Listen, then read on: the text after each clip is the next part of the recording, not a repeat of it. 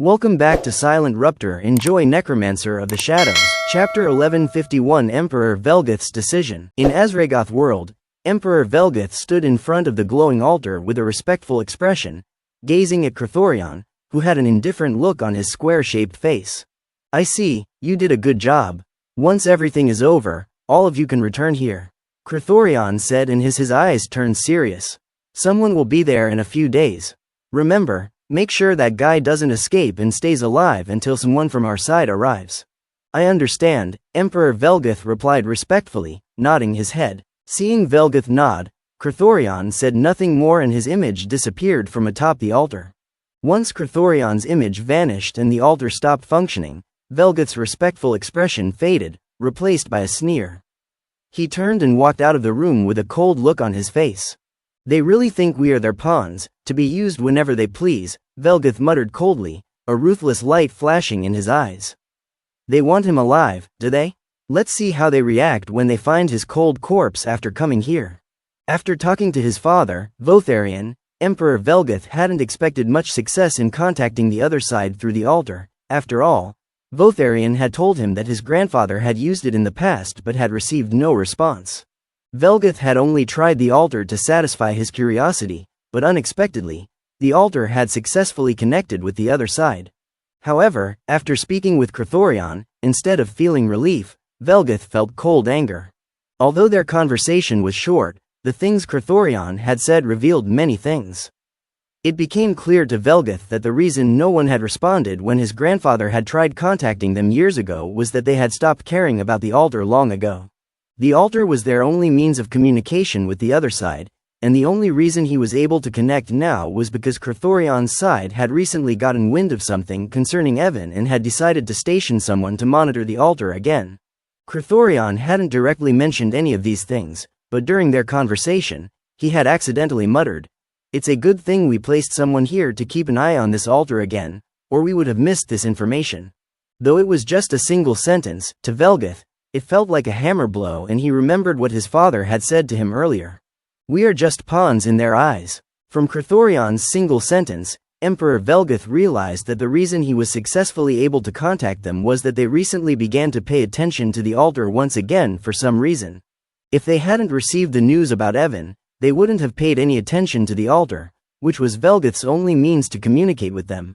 Although Velgath kept his outward respectful appearance during the conversation with Cthorion, inwardly, he had already made up his mind to carry out his own plans. According to Cthorion, it will take a few days before they can open a space channel that leads here. "I need to move fast," Emperor Velgath muttered as he arrived at the room where the world passage was located. After arriving there, he waved his hand, and the storage ring he was wearing flashed. The next second, thousands of dark blue essence stones appeared on the altar where the world passage was. These essence stones were filled with intense energy, and the moment they appeared, the energy density within the room spiked, transforming into an essence mist. Unlike high-level essence stones, these stones were smaller in size, but the energy within them had condensed into liquid, turning into a highly concentrated form of essence. These were perfect-level essence stones, exceedingly rare even in Velgath world. Normally, Emperor Velgath would have been reluctant to use them, as they were highly valuable, even for someone like him, a rank 5 core evolver. But at this moment, Velgath didn't hesitate and used them without reservation. Once the perfect-level essence stones touched the altar, the world passage began to greedily absorb their energy, and the spatial turbulence within it started to stabilize. Velgath watched everything with an emotionless expression, not speaking anything. 3 hours later, he suddenly felt something and glanced into the distance. His gaze penetrated the walls of the castle and fell on Nithor and Uthuric, who had just returned. After Velgath's phantom had sent Nithor and Uthuric to the teleportation formation that they had used to go to Evan's location, it vanished since there was no immediate danger. Once Emperor Velgath's phantom vanished, both of them used the teleportation formation to return to the Empire. Nithor and Uthuric were still in a disheveled state after coming back, but before they could sigh in relief, Emperor Velgath's voice echoed inside their minds. "Make preparations. We will be using the world passage in 3 days." Both Nithor and Uthuric were shocked when they heard Emperor Velgath's voice. But before they could voice their questions, they felt Velgath's presence vanish.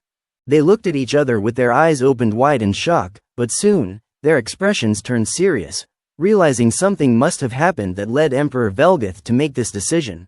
"I'll handle evacuating the citizens. You take care of the forces stationed at the borders of the Empire," Anastasia said immediately, flying off without hesitation. Nithor wasted no time either, and using the teleportation formation, he quickly returned to the border of the Empire, where he had been stationed before Anastasia had called him. Emperor Velgath observed both of them for a moment before turning his attention back to the world passage. In this way, 2 days passed in the blink of an eye, and the world passage was fully stabilized. Seeing that the world passage was stabilized, Emperor Velgath's eyes flashed with a complicated emotion, but in the end, a determined look appeared on his face as he took out a football-sized, round-shaped object from his storage ring. 70% of the round object's surface was deep purple in color, while the remaining 30% was dark black. After taking out the object, Emperor Velgath took a deep breath and injected his spiritual power into it. As Emperor Velgath injected his spiritual power into the round object, it shook, and suddenly, the black color began to take over the area painted purple. In just a few minutes, the black color covered 50% of the object's surface, matching the size of the purple area.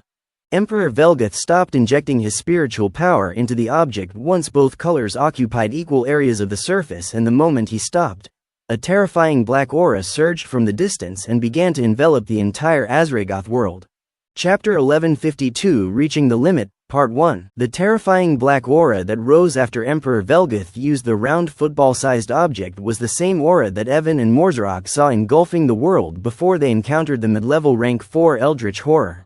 As the terrifying aura rose, the entire Eldrich Empire fell into chaos, but during the past 2 days, Emperor Velgath had already made all the necessary preparations. Anastasia and tens of thousands of soldiers immediately assured the citizens that nothing was wrong and ordered them to move toward the castle located on top of the giant monster's skull in an orderly manner. While hundreds of millions of people from the Eldrich Empire were moving toward the Red Castle, Emperor Velgath looked at the space passage and pressed his hand on the altar where the passage was located. As he pressed his hand on the altar, it began to glow intensely, and within seconds, the size of the world passage expanded from 2 meters wide and 3 meters high to nearly 100 meters wide and 100 meters high. Seeing that the passage was still stable, Emperor Velgath sighed in relief and finally looked into the distance, where the dark black aura was rising. "Everything is done. The only thing left is to kill that guy and give those bastards a surprise when they come here," he muttered coldly, a slight smirk curling his lips. Suddenly, the light around him distorted and a man shrouded in black smoke, similar to the smoke that covered Morville, appeared behind Emperor Velgath, kneeling respectfully. Emperor Velgath glanced at the man behind him and asked in a serious voice, "How's the situation?" "Everything is going according to plan. The Empire's defense formation is operating at full capacity, and with its energy reserves, it will take those Eldritch horrors at least 3 days to breach the Empire." Morville, the first general under Emperor Velgath's command, responded in a respectful tone. "All the troops stationed at the borders are retreating in an orderly manner and should be able to return to the Empire by the end of tomorrow." Emperor Velgath nodded at Morville's report and spoke coldly. "Once everyone is back, select our most outstanding soldiers. Before leaving, we need to take care of someone." Morville was surprised when he heard Emperor Velgath's words and asked curiously, "Your Majesty, are you referring to that invader?" Emperor Velgath nodded. "There's someone who wants him alive, and I don't want them to succeed." "Someone wants him alive, and he doesn't want them to succeed." Morville was puzzled by Emperor Velgath's words, but then he recalled some of the old records he had read. According to those records, the people living in the Azregoth world were originally from the Origin universe. But due to a task, they had been sent here to live. It had been hundreds of thousands of years since then. Although he didn't know why they were sent here or who had sent them, from Emperor Velgath's words and recent actions, he began to feel everything might be related to Evan. Could it be that we were sent here because of that invader, and the person who sent us here wants him alive, but His Majesty doesn't want to let them succeed? Morville's mind raced, but he quickly stopped thinking about it, deciding that these matters didn't concern him. He was a loyal follower of Emperor Velgath, and since the Emperor had made up his mind, Morville would simply follow his orders without question. Your Majesty, I heard that the invader was a rank 2 core evolver when he arrived here and recently broke through to rank 3. Do we really need to take so many soldiers with us to kill him? I can go there and kill him myself, Morville suggested after a moment of thought. He was a mid-level rank 4 core evolver and was close to breaking through to the peak of rank 4. Moreover, his specialty was assassination, so although he had heard many outrageous things about Evan, he was confident he could assassinate him without much trouble. Emperor Velgath knew Morville was incredibly powerful, and if it were a normal rank 3 core evolver, he would have had no doubt that Morville could kill him. But when it came to Evan, and he recalled how he had trapped Anastasia and Nithor in the Void territory, Emperor Velgath shook his head and said seriously, "No, I will personally take care of him. You just need to ensure the black monsters under his command don't interfere in the battle." Morville frowned behind the black smoke that covered his figure, recalling the things he had heard about Evan's shadow undeads. Over the past 2 days, he had communicated with Nithor and Anastasia and knew how dangerous the shadow undeads were, especially their ability to divide damage equally among themselves. If he wanted to stop all the shadow undeads, including the skeletons mentioned by Anastasia and Nithor, he felt he would need an army of more than 200,000 Eldrich creatures. In normal circumstances, it would be easy to assemble such an army in one day, but at present, with their top priority being to evacuate everyone from Anastasia world, it wasn't an easy task. Though it would be difficult, Morville still nodded his head and said seriously, "I will assemble the best of our soldiers by tomorrow morning." Good, Emperor Velgath nodded at Morville's response and waved his hand, dismissing him. Once Morville left, Emperor Velgath looked at the football-sized round object in his hand and sighed.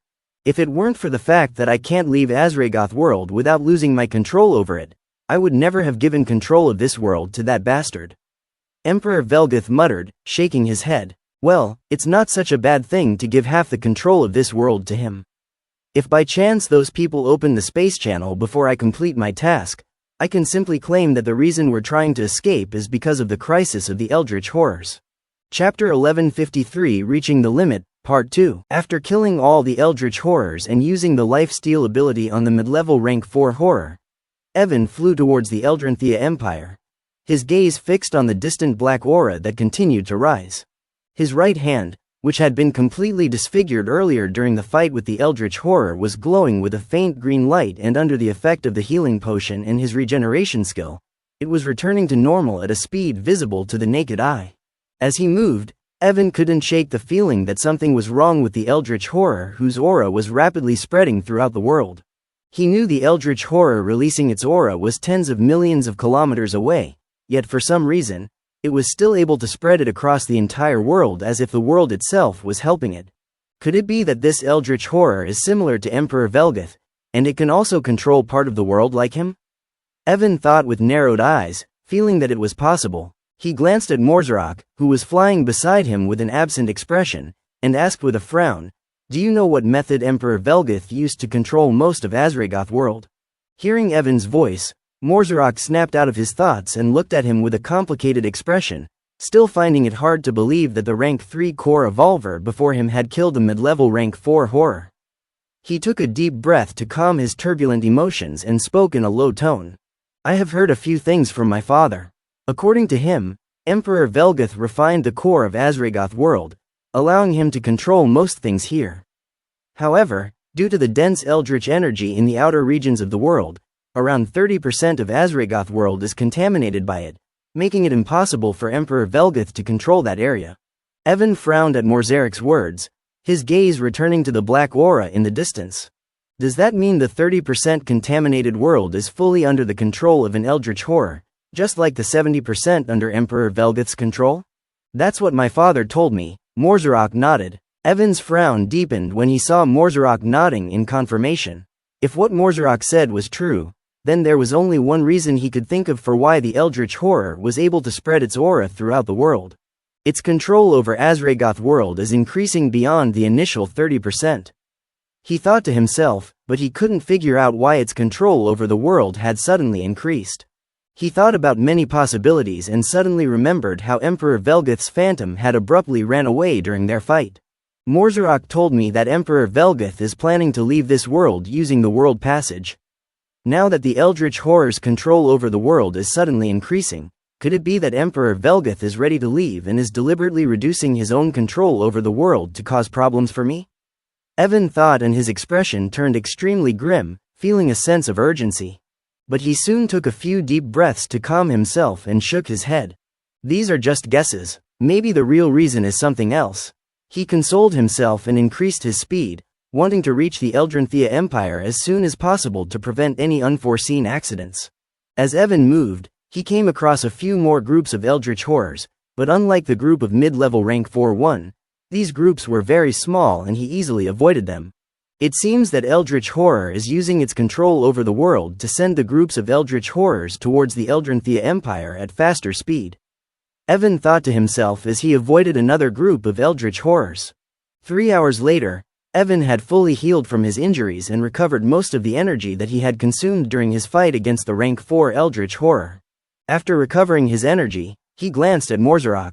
"Wait here, I will be back in a few minutes," he said, and disappeared instantly.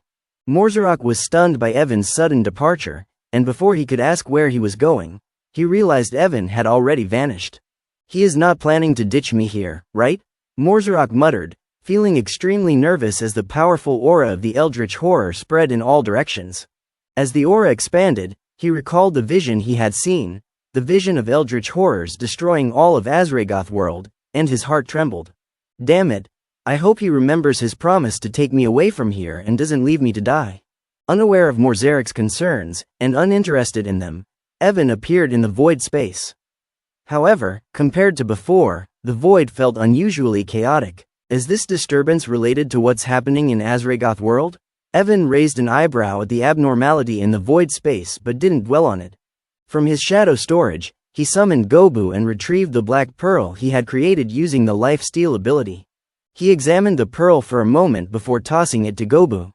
"Go ahead," he said as Gobu caught the pearl. Without hesitation, Gobu swallowed the black pearl. The moment he did, his aura began to fluctuate, and his rank started rising rapidly. Evan was already familiar with this process, so he paid it little mind. Instead of focusing on Gobu, with a thought, he summoned 5,000 more corpses from his shadow storage, ready to increase the number of his shadow undeads to the limit of shadow save. As the 5,000 corpses floated in the void, Evan activated his shadow resurrection skill. The moment he used it, the primordial shadow energy within his core began depleting at a rapid speed, and soon, 5,000 new shadow undeads appeared before him. Evan smiled slightly as he observed the newly created shadow undeads. Just as he was about to summon them back into his shadow storage, 2 unexpected notifications flashed before his eyes. The number of your shadow undeads has reached 50,000. Your skill, the Gaze of the Monarch, has been unlocked. Chapter 1154 Gaze of the Monarch, Part 1. Once Evan left, Morville turned into black mist and hid beneath a rock like a worm, trying to keep himself safe from the Eldritch horrors that roamed across the Azregoth world. 10 minutes after Evan departed, Morville sensed the presence of a group of Eldritch horrors rushing toward the Eldrich Empire, passing just a few hundred meters from his hiding spot. "This world is doomed," Morville muttered in a low voice, watching the Eldritch horrors vanish into the distance, heading toward the Eldrich Empire. "It's a good thing I left the Empire. Otherwise, who knows what might have happened to me." Time continued to pass, and before Morville realized it, half an hour had already gone by since Evan left. "Damn, don't tell me that lunatic bastard has really ditched me here and went to Eldrich Empire alone." The Eldritch creature began to feel anxious when Evan didn't return even after half an hour and couldn't help but curse him. Since Anastasia and Nithor already knew his true identity, it was impossible for him to return to the Eldrich Empire. If he dared to go back, he was certain they would skin him alive. In his current situation, if he wanted to survive, the only option was to follow Evan and let him take him away from this world. If it were normal times, it wouldn't be difficult to survive even without the support of the Empire. But now that the Eldritch horrors are rioting everywhere, I can't even stay outside the Empire. Morville thought, regretting his hasty decision. Before siding with Evan, he felt he should have at least made some preparations so that even if Evan abandoned him, he would have some means of keeping himself safe. "I never thought that guy would force me to reveal my true identity in front of Nithor and Anastasia. I figured that even if something went wrong, I could always return to the Empire under my other identity. But alas, Morzarok said to himself, sighing inwardly. Just as Morzarok was growing more anxious, he sensed another group of Eldritch horrors approaching, and this one was far larger. The lead Eldritch horror of the group was a mid-level rank 3, while there were another 500 horrors, ranging from S rank to the peak of rank 2. For Evan, this kind of group was insignificant, and even without his shadow undeads, he could kill them easily. But for Morzarok, this kind of group was a death sentence if they surrounded him. I am really glad I inherited my mother's power, otherwise, it would have been nearly impossible to hide my presence from these guys. Morzarok muttered, shrinking the black smoke under the rock even further, making it almost impossible for anyone to detect him. I am really glad I inherited my mother's power, otherwise, it would have been nearly impossible to hide my presence from these guys. Morzarok muttered, shrinking the black smoke under the rock even further, making it almost impossible for anyone to detect him. The group of Eldritch horrors soon came into view, but thanks to his careful concealment, they passed by without noticing him, continuing toward the Eldrinthia Empire. Morzarok sighed in relief when he wasn't discovered by the Eldritch horrors. But suddenly, all of the horrors stopped moving. Morzarok's heart skipped a beat, and cold sweat broke out on his forehead, thinking he had been discovered.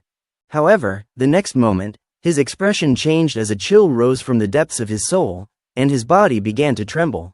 Not only him, but every creature within a radius of 10,000 kilometers was trembling on the ground, overcome with an overwhelming sense of dread, as though being stared at by an immensely terrifying being.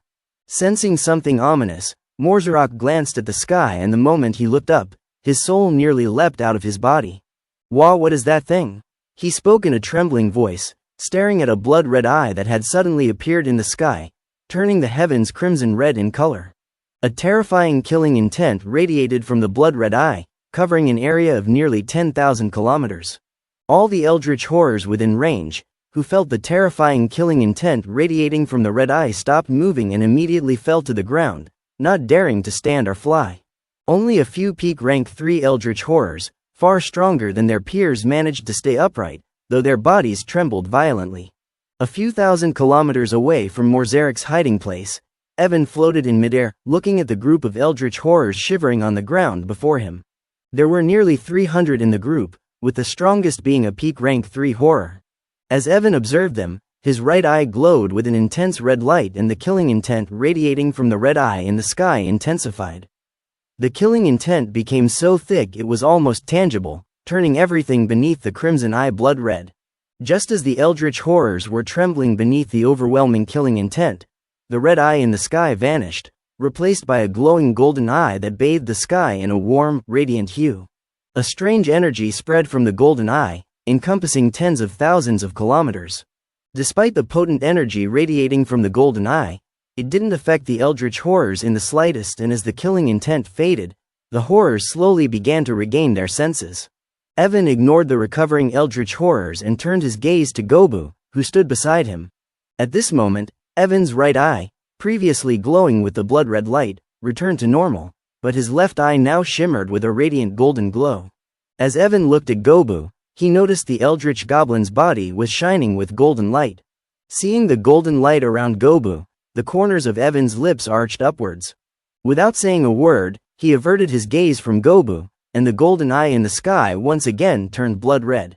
The moment the blood-red eye returned, the intense killing intent surged, and all the Eldritch horrors in front of Evan once again began to shiver uncontrollably. Evan calmly walked toward the Eldritch horrors, and even when he stopped right in front of them, none of the horrors dared to attack him, and they continued to tremble in terror. With all the unexpected events that happened recently, I was worried that Emperor Velgath was plotting something sinister. But, Evan muttered and waved his hand. The moment he waved his hand, wind blades tore through the Eldritch horrors, shredding them effortlessly as they made no attempt to defend themselves. The blood-red eye in the sky disappeared as Evan looked up. But with this new skill, there shouldn't be any problem in taking care of him even if he is plotting something. Chapter 1155 Gaze of the Monarch, Part 2. Evan had received the Gaze of Monarch skill in the Aurora world when some of the soul seals placed on his soul shattered for the first time. Chapter 585. Due to the destruction of the soul seals, his spiritual power increased greatly and he acquired the Gaze of Monarch skill. However, even after receiving the skill, he was unable to use it because it was locked, requiring him to create 50,000 shadow undeads before it could be used. Evan had always been puzzled as to why he needed 50,000 shadow undeads to unlock the skill, but now that he had finally unlocked it, he understood the reason. In order to use the Gaze of Monarch skill, a tremendous amount of spiritual power was required. Due to the sheer volume of spiritual power needed to activate this skill, it was nearly impossible for him to activate this skill using only his own spiritual energy.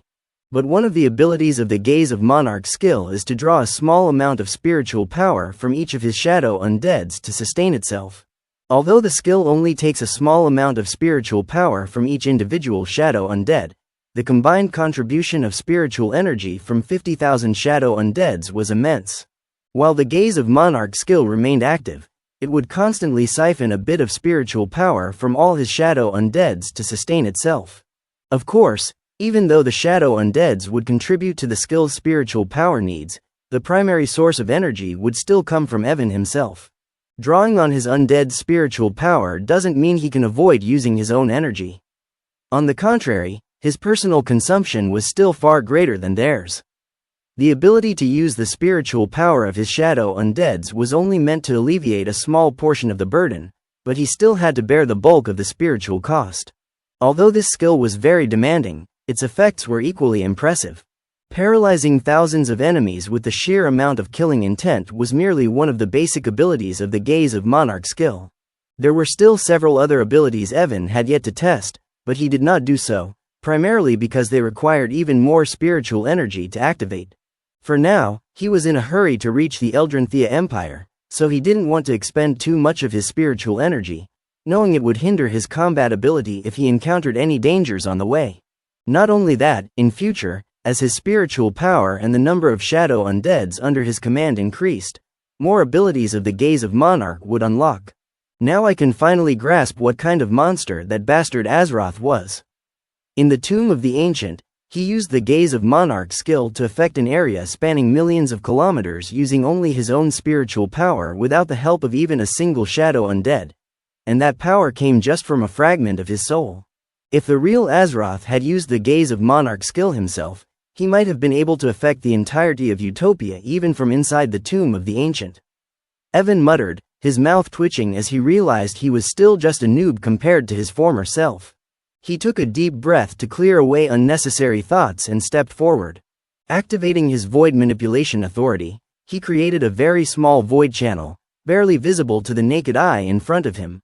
The void channel pulled Evan in, and a second later, another small void channel opened near Morzeric's hiding place, sending him out. The entire process happened in mere microseconds, making it seem as though Evan had teleported from one location to another when, in reality, he had used the void channel to move himself across space. Upon returning, Evan saw the group of Eldritch horrors still recovering from the effects of his Gaze of Monarch skill.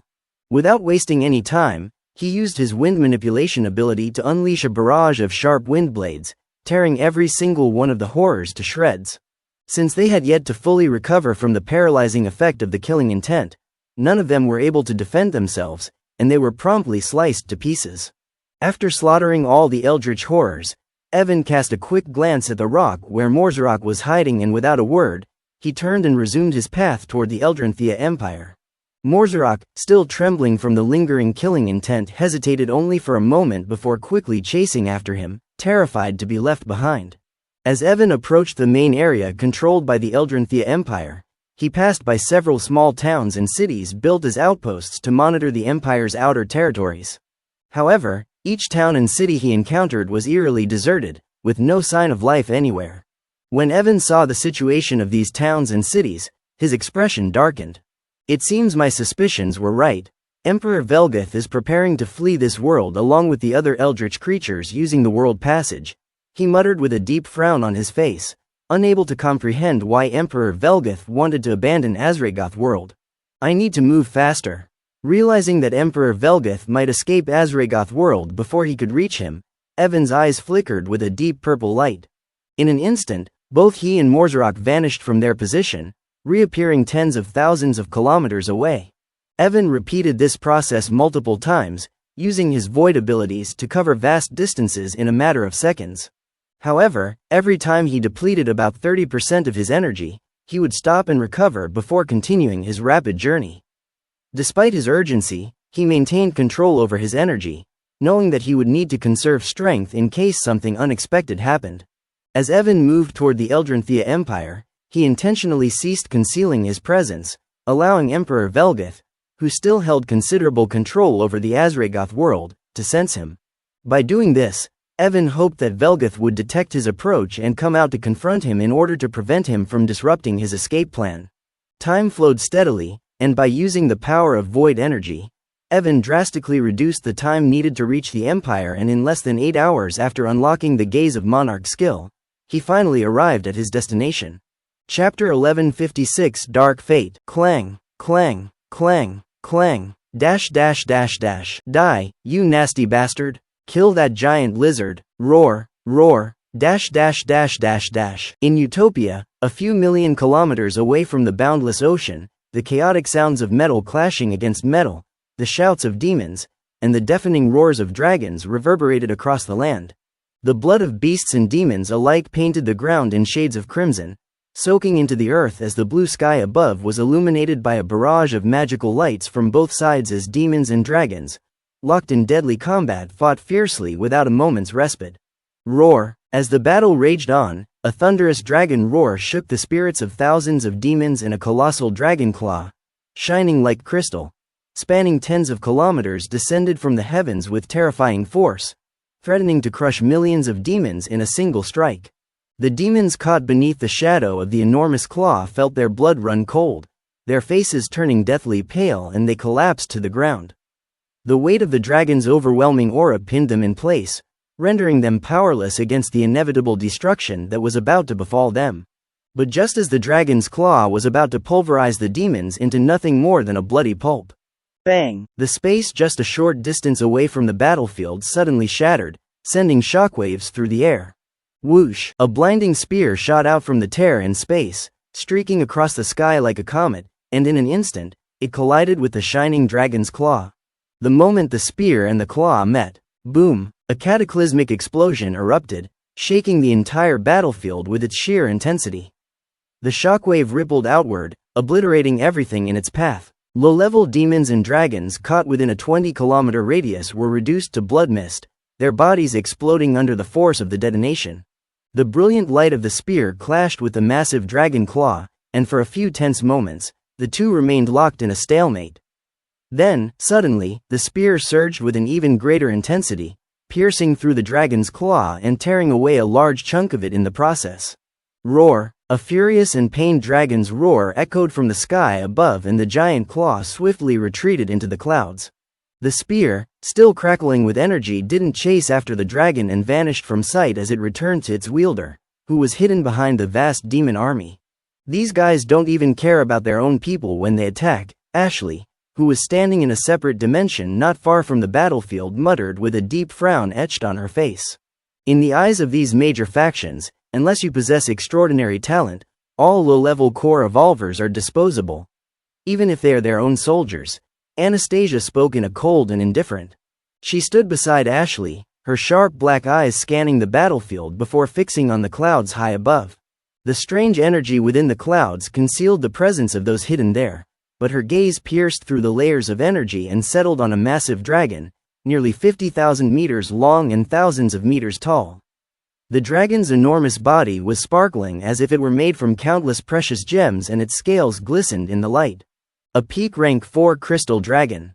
It seems the scale of the war is growing, and the true powerhouses from both sides have finally begun to make their moves, Anastasia thought to herself, a faint smile forming on her lips as she observed the dragon.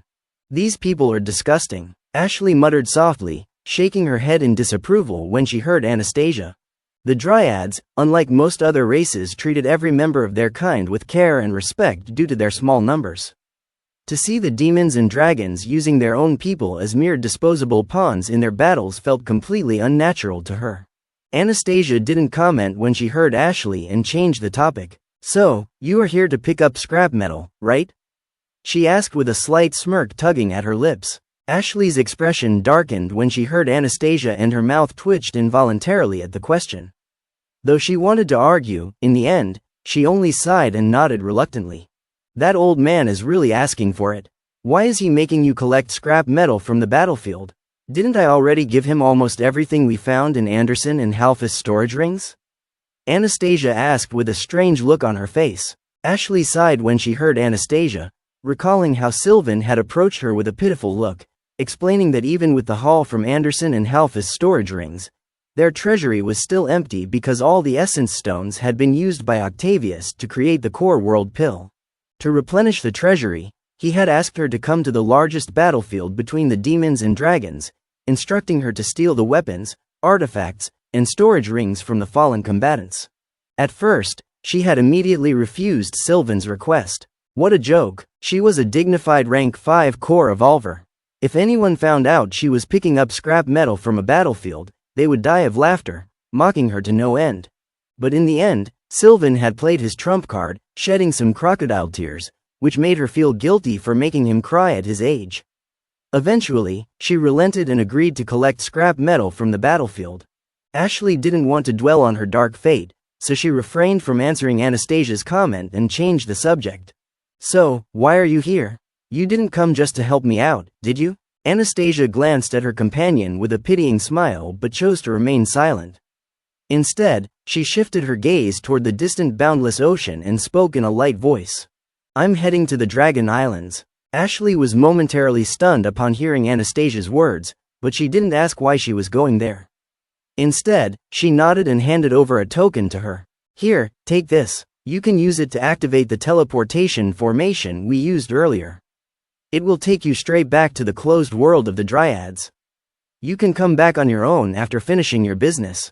Anastasia accepted the token and nodded her head. The strongest beings on this battlefield are only peak rank 4, but still, be cautious. If anything unusual happens while you are collecting the scrap, retreat immediately. Ashley's mouth twitched once more at Anastasia's mention of scrap, but before she could respond, the dragon lady had already vanished. Damn it, Ashley cursed inwardly, feeling a surge of regret.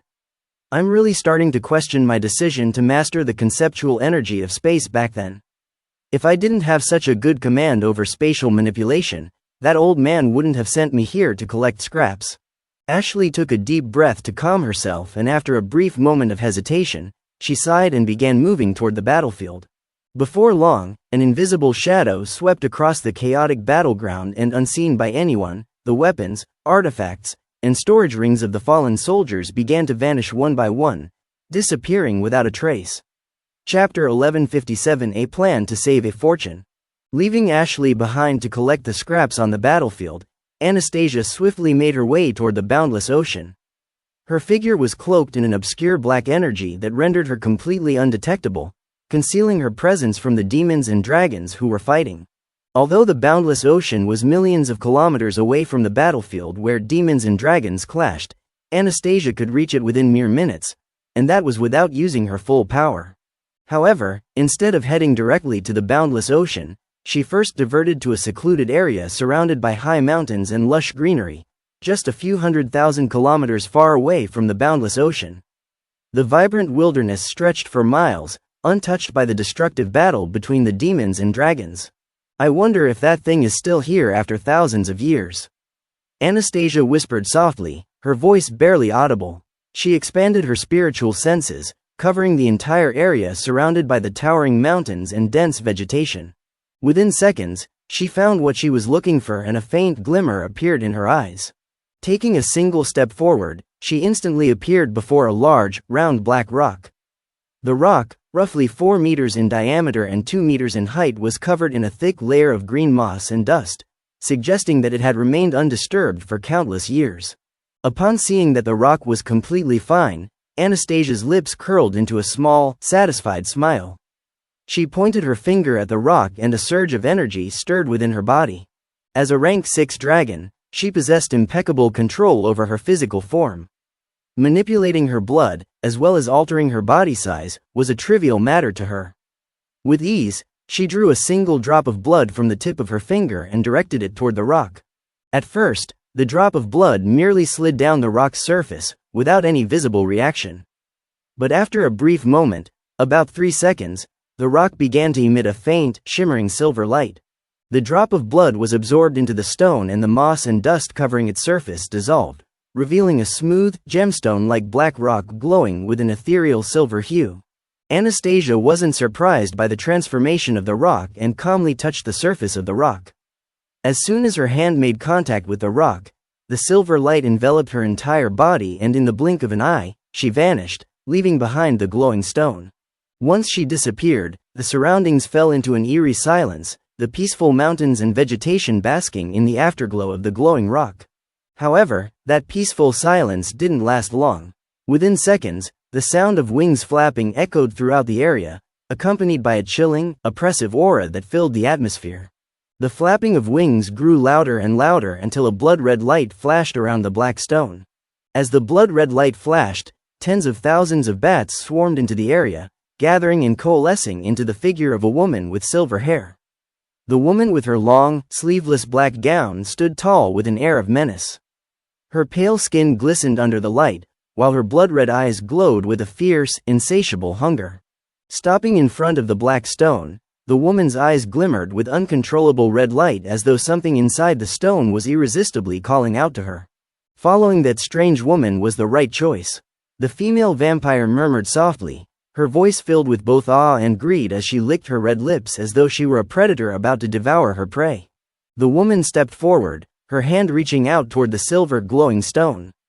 But just as her fingers were about to make contact with the rock, her entire body froze. The vampire's eyes widened in shock and for the first time, fear flickered within them. She looked down and found without her noticing, at some point, black chains had materialized out of thin air, wrapping themselves around her. They bound her tightly, making it impossible for her to move. Sensing the gravity of the situation, the female vampire no longer cared about hiding her power. She prepared to unleash her full strength, but before she could gather her energy, her world abruptly turned upside down. A look of utter confusion filled her red eyes as she tried to comprehend what had just happened. Before she could process it, her vision shifted downward.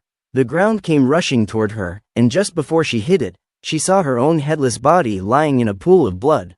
Behind her headless corpse stood a shadowy figure that resembled her as if it were her own shadow. The shadowy figure was holding a scythe, and the sharp tip of the weapon gleamed with fresh blood, dripping onto the ground.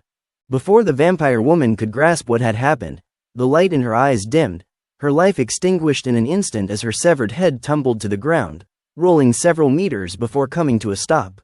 A silver light flickered and Anastasia appeared within a small, isolated space, about 100 square kilometers wide. Did that vampire truly believe she sensed my presence because of her heightened abilities? Anastasia muttered in an amused tone as she glanced around at the brightly lit surroundings. She had noticed the vampire woman lurking in the shadows back when she was with Ashley, carefully watching the clash between the dragons and demons. It didn't surprise her that a vampire was keeping an eye on the war. After all, she had been one of the architects behind the Bloodmoon Empire's involvement in the conflict between the Gehenna Empire and the Dragon Islands. Ordinarily, she wouldn't have given the vampire a second thought, but realizing the Bloodmoon Empire was still too hesitant to act, she decided to give them a little push and deliberately allowed the vampire woman to sense her presence. Being a progenitor dragon, Anastasia's blood possessed a unique allure to vampires, a powerful draw that was impossible to resist for a creature whose existence depended on consuming blood. After letting the vampire detect her and the irresistible scent of her blood, she simply led her away, allowing the vampire to follow her, unaware of the trap she was walking into. Now, with the female vampire dead, the Bloodmoon Empire would likely suspect the demons had something to do with her disappearance. Anastasia wasn't expecting much from the vampire's death. Her goal was simply to stoke the flames of war, encouraging the Bloodmoon Empire to act sooner and escalate the conflict before Baphomet and Eldrich returned to Utopia. The reason they involved the Bloodmoon Empire in the war was to increase the scale of the conflict and cause as much damage as possible to the Gehenna Empire, which was currently vulnerable due to the recent chain of events. Eliminating the vampire woman would provoke the Bloodmoon Empire, pushing them to act more aggressively and sooner than they might have otherwise. This incident with the vampire was insignificant to Anastasia, and she soon ceased dwelling on it. Instead, Her gaze swept over the small space with a melancholic expression as if she was recalling something pleasant. The independent space was small, but it brimmed with an almost overwhelming amount of world essence. In the heart of the small space stood a modest garden filled with striking blood-red flowers that seemed as if they were dripping with blood. Anastasia walked into the garden and soon found herself at its center. Gazing at the hundreds of blood-red flowers swaying in the breeze, she nodded in satisfaction. These flowers have completely absorbed the flesh and blood of those wretches, she murmured to herself, a strange light flickering in her eyes. When I first met him, these flowers were worthless to him. But now that he wants to increase his power as quickly as possible, these flowers will prove invaluable. She paused, a calculating smile tugging at her lips. When it comes to enhancing one's strength as a low-level core evolver, there is nothing better than the dragon blood flower. With the potential of his core, if he uses all of these, his power will definitely skyrocket. And since these flowers are so beneficial to him, offering them as part of my dowry shouldn't be considered shameful. They are useless to me anyway. By giving them to him, I will be saving a fortune on the wedding costs. Chapter 1158 Dragon Islands. After collecting everything from the small space, Anastasia arrived in front of the boundless ocean. Looking at the endless blue ocean in front of her, she paused for a moment, her gaze fixed on the vast expanse of water. For nearly 5 minutes, she remained motionless as if lost in deep thought. Then, her eyes flashed with a sense of clarity, and without any hesitation, she shot forward, her figure cutting through the air as she ventured deeper into the ocean. While moving, Anastasia's body shifted left and right every few seconds as though she was navigating an invisible maze rather than moving in a straight direction. It was a precise and deliberate course, one that only she seemed to know. The route to the Dragon Islands has become more intricate over the years, but the core structure I designed is still intact, Anastasia muttered under her breath. Her movement was swift, and in less than an hour, she had covered tens of millions of kilometers, arriving above a small, seemingly unremarkable sea island. The island below was nothing special to the naked eye, just palm trees and white sands. However, if one looked closely, they would notice that the island's shape subtly resembled the face of a colossal dragon. Seeing the island, Anastasia sighed in relief and gave a small nod. It seems my fears were unfounded. They still don't know about the entry points that I created. I overestimated their intelligence. A small smile touched her lips as she descended onto the island and instantly appeared at its center. In the middle of the island was a tranquil lake, its waters so clear that the fish swimming within were easily visible. Anastasia moved closer to the lake, her expression calm as she took out a small, ancient-looking token from her storage ring and tossed it into the water. The token barely touched the surface before ripples began to spread across the lake, and in the next moment, the peaceful water erupted in violent turbulence as if something massive was stirring beneath it. A brilliant light appeared in the center, and slowly, an altar, 10 meters wide and inscribed with intricate space formations emerged from the depths of the lake. Once the altar emerged, the token floated back to Anastasia's hand as if drawn by some unseen force, and she caught it effortlessly, her gaze fixed on the altar. There were 2 main ways to reach the Dragon Islands. The most common way was by taking the sea route, but even for a rank 6 core evolver, the journey took at least a week, and consumed much energy. Not only that, the sea route to Dragon Islands was guarded by high-level dragons, and complex formations protected the area, making it nearly impossible to sneak in unnoticed. The second way involved using the teleportation formations established by the dragons throughout the mainland. These formations allowed quick access to the outer areas of the Dragon Islands, but they were restricted to individuals of high status within the major factions of Utopia, and even they needed prior permission from the Dragon Islands officials to use the formations. For Anastasia, neither of these options was feasible. If she had been at full strength, the sea route would not have posed much of a challenge. She could have easily bypassed the formations and the dragon sentries. But with her current power, avoiding the defenses without using her soul resonance ability would be incredibly difficult, and she couldn't maintain soul resonance for long. As for the teleportation formations, they were out of the question. Without permission from the officials, she couldn't access them, and getting that permission was impossible. That left Anastasia with only one option, her own secret route. During the creation of the Dragon Islands, she had been one of the key figures involved in designing its core.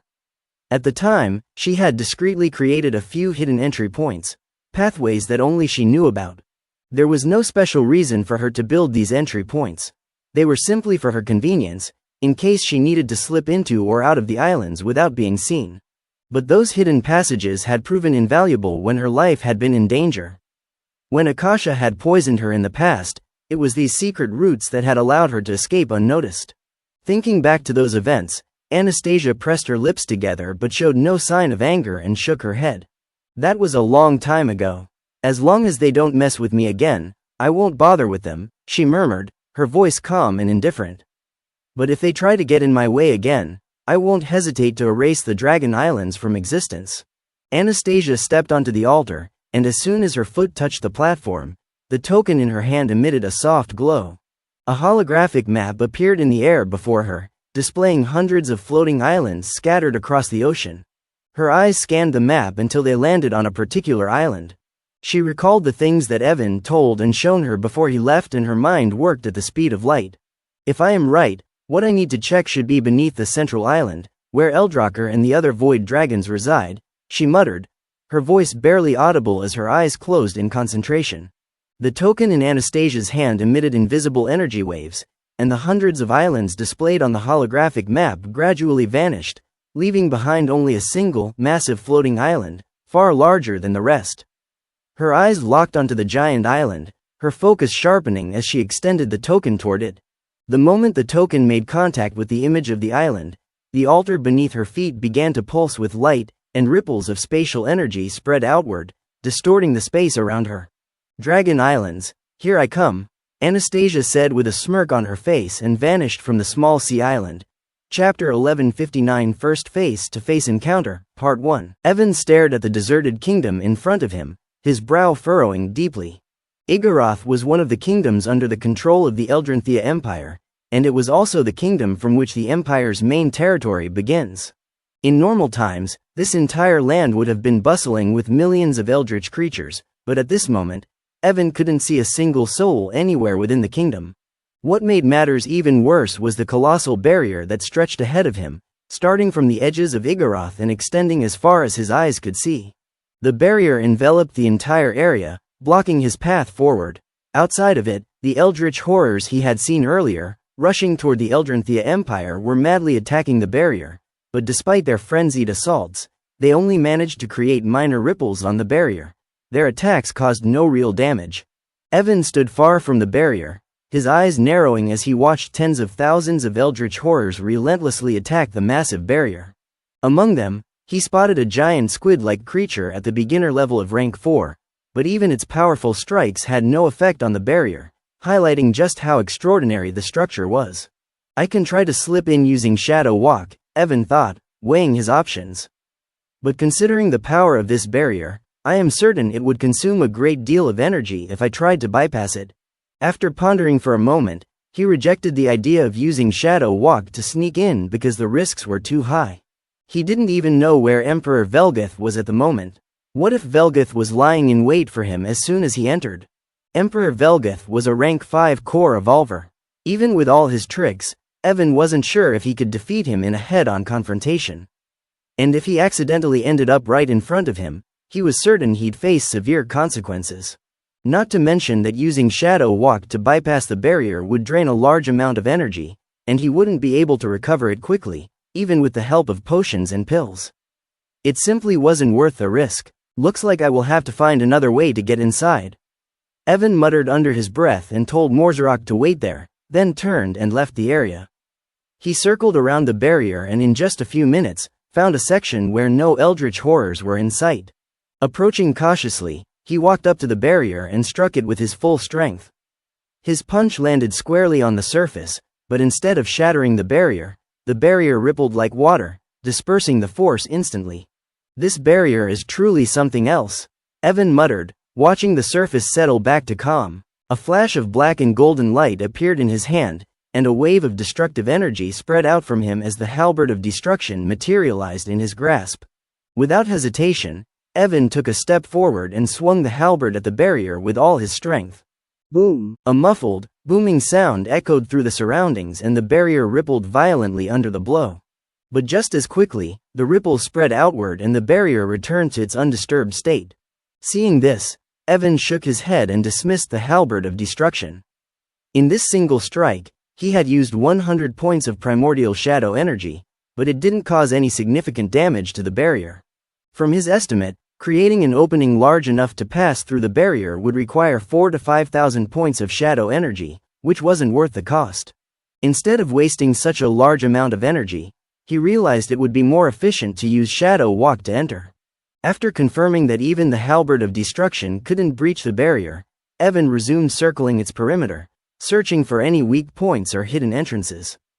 But even after 3 long hours, he found nothing. It seems the only way in is Shadow Walk, Evan muttered in a low voice and sighed. He gave up his search and turned his attention back to the tens of thousands of Eldrich horrors still hammering at the barrier, attacking it restlessly. His eyes narrowed as he considered his next move. Since I am going to use Shadow Walk, I need to prepare a trump card in case something goes wrong once I sneak in, he said quietly to himself, and the halberd of destruction reappeared in his hand. Looking at the halberd in his hand, Evan took a deep breath, his gaze shifting toward the swarms of Eldritch horrors relentlessly attacking the barrier. He extended his spiritual senses, scanning everything with precision, and it didn't take long for him to pinpoint the locations of the rank 2 and rank 3 horrors. With his soul far more powerful than others of his level, identifying their positions was easy. After locking onto his targets, Evan took a step forward and vanished from sight. Almost immediately, the sounds of battle echoed across the land, followed by the agonized screams of the Eldritch horrors. The battle raged on as time slipped by, and soon, 10 hours had passed. Evan reappeared far from the barrier, his face pale and his breathing labored. He glanced at the halberd in his hand, its destructive power still humming in his grip, and his eyes gleamed with satisfaction. "Alora, is this enough?" he asked softly, his voice laced with fatigue. "Yes, father. These are more than enough," Alora's excited voice echoed in his mind, causing Evan to let out a sigh of relief. He turned his gaze back toward the distant barrier and noted the significantly reduced number of Eldritch horrors attacking it. Only the rank 4 squeed, some of the more powerful rank 3 horrors and a few low-level rank 1 horrors remained, desperately trying to breach the barrier, while other horrors all disappeared. Evan shook his head at the sight. He could see the toll his earlier efforts had taken on the horde, and though he just cleared one of the areas around the barrier, the worst of the swarm had been eliminated. "I will sneak in after recovering my energy," Evan muttered to himself, closing his eyes to rest. About 4 hours later, he opened his eyes again, feeling rejuvenated. His once pale face had regained its usual color and the fatigue in his body had vanished. "It's time to go in," he said, standing up and stretching slightly. He cast one last glance at the barrier in the distance, preparing to make his move. But just as he was about to take a step forward, an inexplicable aura suddenly descended over the entire region, spanning tens of thousands of kilometers. The pressure was immediate, and the force of it was terrifying. Boom, boom, boom, dash dash dash dash. One by one, the Eldritch horrors still attacking the barrier were crushed to the ground as if an invisible hand had slammed them down. Even Evan felt the immense pressure pressing down on him. His gaze shot to the source of the aura, where he saw a portion of the barrier rippling and a figure, cloaked in raw power, emerging from within. Chapter 11 61st Face-to-Face Encounter, Part 2. Evan was stunned when he saw all the Eldritch horrors within a radius of thousands of kilometers, whether rank 1 or rank 4, suddenly fall to the ground at the same time. The sky itself seemed to press down on them, and massive clouds of dust rose in succession as the creatures hit the earth. This aura, Evan narrowed his eyes, sensing the overwhelming force that crushed the Eldritch horrors. His thoughts raced, and immediately, the image of Emperor Velgath came to his mind. He turned his head, his gaze shot to the source of the aura, and he saw the barrier rippled at the spot where the rank 4 horror had been attacking, and in the next moment, a bulky figure emerged from the barrier. The figure was standing 3 meters tall, his purple-brown skin glistened in the light, and his face was nearly 3 times the size of a normal human's. His ears, resembling those of an elephant, drooped down like lumps of flesh, hanging all the way to his neck. Evan's eyes narrowed further as he recognized Emperor Velgath's figure stepping through the barrier, and his expression grew serious. Even from a distance, the Emperor's aura was oppressive, much stronger than the phantom Evan had encountered while breaking through to rank 3. Compared to his phantom, the real Velgath was on an entirely different level. "Did he come here because of me?" Evan wondered, a serious look crossing his face. Despite relinquishing some control over the Azregoth world to the Eldrich horrors, Velgath would have no trouble sensing his presence, especially since Evan wasn't even attempting to conceal himself. Well, since he is here, that saves me the trouble of hunting him down myself, Evan muttered softly to himself, a faint gleam flickering in his eyes. As Emperor Velgath emerged from the barrier, he glanced at the Eldritch horrors pinned to the ground under his crushing aura. His expression was one of disdain, as though the creatures were mere trash beneath his notice. Without a word, he increased the pressure of his aura. Instantly, nearly all of the Eldritch horrors, other than the rank 4 horror and a handful of stronger rank 3 ones, were reduced to meat paste, their remains immediately absorbed by the world itself. Velgath's gaze then shifted to the few remaining horrors, and with a simple wave of his hand, a torrent of darkness swept over them, reducing the rank 4 horror and the others to dust. The once crowded battlefield was now eerily silent, devoid of life. After dealing with the Eldritch horrors, Emperor Velgath slowly turned his head, his gaze piercing the distance and his eyes locked onto Evan, who had been watching the entire scene unfold, remaining calm and composed. Feeling Velgath's gaze upon him, Evan nodded inwardly, and now he was certain that Velgath had come for him specifically. Taking a breath, Evan stepped forward. The moment he moved, it was as if the very space around him shrank, and in an instant, he appeared just 100 kilometers away from Emperor Velgath, closing the distance between them effortlessly.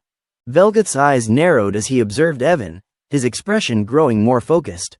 He hadn't retracted his aura after annihilating the Eldritch horrors. The oppressive force still filled the air, heavy enough to drive even a rank 4 horror to its knees. Yet here was Evan, a mere beginner rank 3 core evolver, standing calmly, seemingly unaffected by the weight of his aura.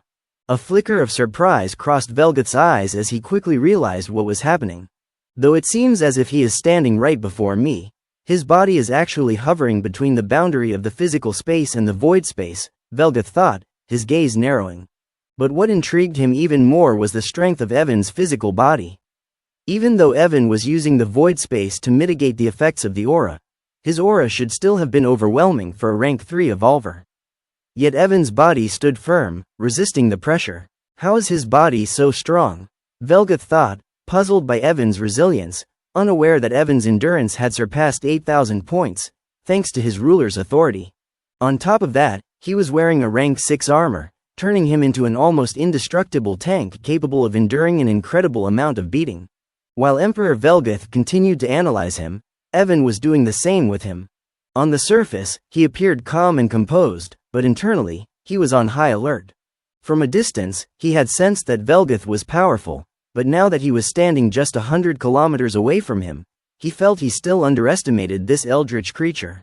Velgath wasn't merely strong, he was deadly in a way that was hard to fully grasp. Just by standing in front of him, Evan's instincts screamed warnings, urging him to remain vigilant. He could feel it in his gut. Facing Velgath head-on without extraordinary measures would be nearly impossible.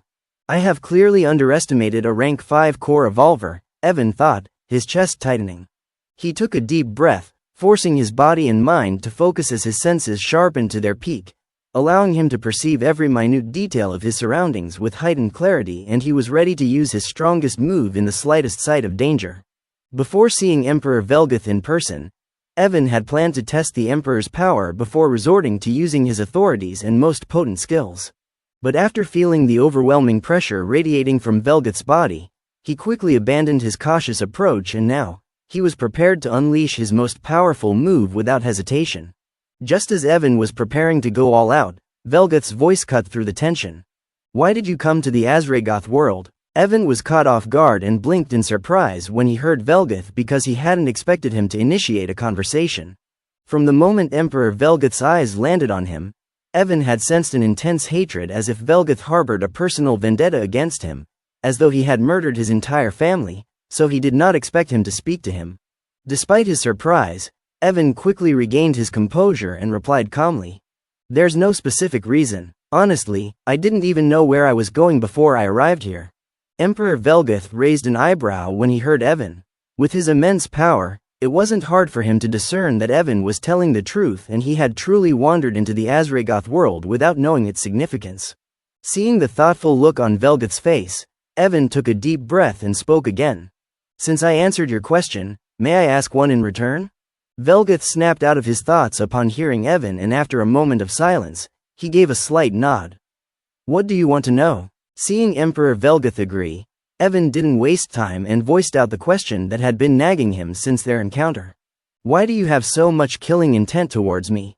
I know I have killed a lot of your soldiers, but it feels like there's another reason behind your desire to kill me.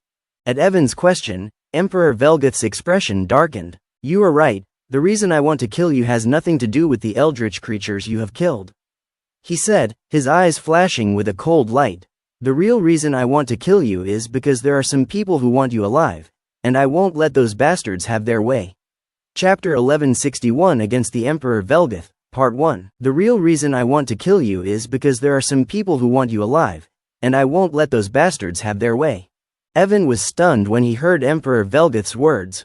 He had thought of many reasons why Velgath might have such a strong killing intent toward him, but he never expected the reason to be so strange. He wanted to kill him simply because someone else wanted him alive, and Velgath had a grudge against them, so by killing him, he wanted to sabotage their plans. While the reason was unexpected, it only made Evan even more cautious. From Velgath's cold tone, it was obvious that he absolutely hated whomever it was that wanted Evan alive. But for some reason, he couldn't confront them directly, so he decided to kill Evan instead. Emperor Velgath was a rank 5 core evolver, and if even he couldn't do anything to those people, it meant they were at least as powerful as him, if not stronger. Fu asterisk K my life, don't tell me they're rank 6 core evolvers coming after me? Evan thought with a chill running down his spine. He took a moment to calm his racing thoughts before asking in a low voice, who are these people that want to capture me? Velgath sneered when he heard Evan and replied in a cold voice. Aren't they just some of your old friends? My old friends. Evan's heart skipped a beat at Velgath's words, and he immediately realized Velgath wasn't talking about him. He was talking about Azeroth. When Velgath's phantom appeared during his breakthrough, he attempted to use Azeroth's name to manipulate him, but Velgath's reaction back then made it clear that he was familiar with the dangers associated with Azeroth's name. Since Velgath knew of Azeroth, it was likely that he had recognized him, despite his current appearance not fully resembling his past self. He was still somewhat similar to Azeroth's, except he didn't constantly radiate that chilling cold aura. From the way he is speaking, it doesn't sound like the people who want me are Azeroth's friends. Evan's face darkened as he thought back to all of this, and he wanted to give Azeroth a good beating. He hadn't even entered the Origin universe yet, but the enemies Azeroth had made in the past were already coming for him. Damn, I really was a lunatic bastard in my past life. Evan cursed inwardly and looked back at Emperor Velgath, his mind racing. Can you tell me more about these people who want me alive? Hearing Evan's question, Velgath's expression remained indifferent, making it clear that he had no intention of revealing anything else. It wasn't that Velgath minded answering. Now that Evan was standing right in front of him, in his eyes, he was as good as dead, so there was little harm in revealing a few things. However, every topic related to Azeroth was sensitive. Velgath didn't want to accidentally slip up and say something that might invoke the wrong kind of trouble, such as accidentally speaking Azeroth's name and getting seriously injured. Seeing Velgath's cold and indifferent demeanor, Evan sighed but didn't press further. Velgath had already revealed more than he had expected, so he wasn't upset. Well, the best way to get more information is to turn him into a shadow undead, but I need to reach mid-level rank 4 to pull that off. Evan thought, shaking his head and discarding all unnecessary distractions as his expression grew serious. Emperor Velgath noted Evan's change in demeanor and nodded slightly to himself, as very few people could regain their calm so quickly after hearing such ominous things. The barrier behind Emperor Velgath rippled again, and moments later, a massive swarm of Eldrich creatures began to emerge, marching out one after the other. In the lead of this horde were 3 powerful rank 4 creatures, Morville, Anastasia, and Nithor. Behind them, thousands of Eldritch creatures filled the field, most ranging from rank 1 to the peak of rank 2, with a handful of rank 3 creatures standing among them. Evan narrowed his eyes as he observed the army of Eldritch creatures. Just from a single glance, Evan could tell that all the Eldritch creatures Velgath brought with him were far from ordinary, as their presence and momentum were far stronger than the previous Eldritch creatures he had slain. The Eldritch creatures continued to swarm out of the barrier one after another, and in mere seconds, An army of over 100,000 elite Eldritch creatures stood behind Emperor Velgath. The pressure from Emperor Velgath's terrifying aura had already been crushing, but now, with an additional 100,000 creatures on his side, the intensity increased so drastically that even Evan struggled to maintain his position in the sky as the invisible weight forced him downward, closer to the ground. Feeling the immense pressure radiating from the tens of thousands of creatures, Evan's blood began to boil, and his shadow expanded wildly, stretching over tens of kilometers behind him. As his shadow widened, powerful auras rose towards the sky and figures began to emerge from its depths, each one brimming with dark energy. Gobu, Albelu, Rattle, Miss Spider, Nihilus, and the other shadow undeads emerged from the shadow storage and looked at the Eldritch creatures with their eerie glowing purple eyes. In just a few moments, 50,000 shadow undeads stood behind Evan, their chilling presence filling the air. But things didn't end there as Nihilus raised the bone staff in his hand, and a moment later, an additional 60,000 skeletons and 3 colossal bone dragons emerged to stand alongside the shadow undeads. The atmosphere around them grew heavy with the scent of death and decay as their opposing force pushed back against the powerful aura of the Eldritch army. The clash of the auras of the two forces was so powerful that the space between them began to warp, disordered by the tremendous energy. Seeing the 50,000 shadow undeads, Etheric, Nithor, and the other Eldritch creatures were taken aback. According to what they knew, there were fewer than 20,000 shadow undeads when Evan had trapped their army within the void territory. To now see nearly 50,000 of these black undeads made their eyes widen in shock. However, their surprise didn't last long and they quickly recomposed themselves, their eyes turning toward Velgath, who still stood with an indifferent expression. That's right, they thought to themselves, with His Majesty here, it doesn't matter how many small fries this invader summons. Thinking that their emperor was fighting by their side, the Eldritch creatures glanced back at the massive army of undeads with cold eyes brimming with killing intent. Noticing that Etheric and the other Eldritch creatures couldn't wait any longer, Velgath cast them a glance and gave a slight nod. Upon receiving this silent command, a fierce glint flashed in Morville's eyes, and with a loud shout, he charged forward with unmatched speed. Kill! The other Eldritch creatures followed after him, their roars echoing as they rushed toward Evan's army of undeads.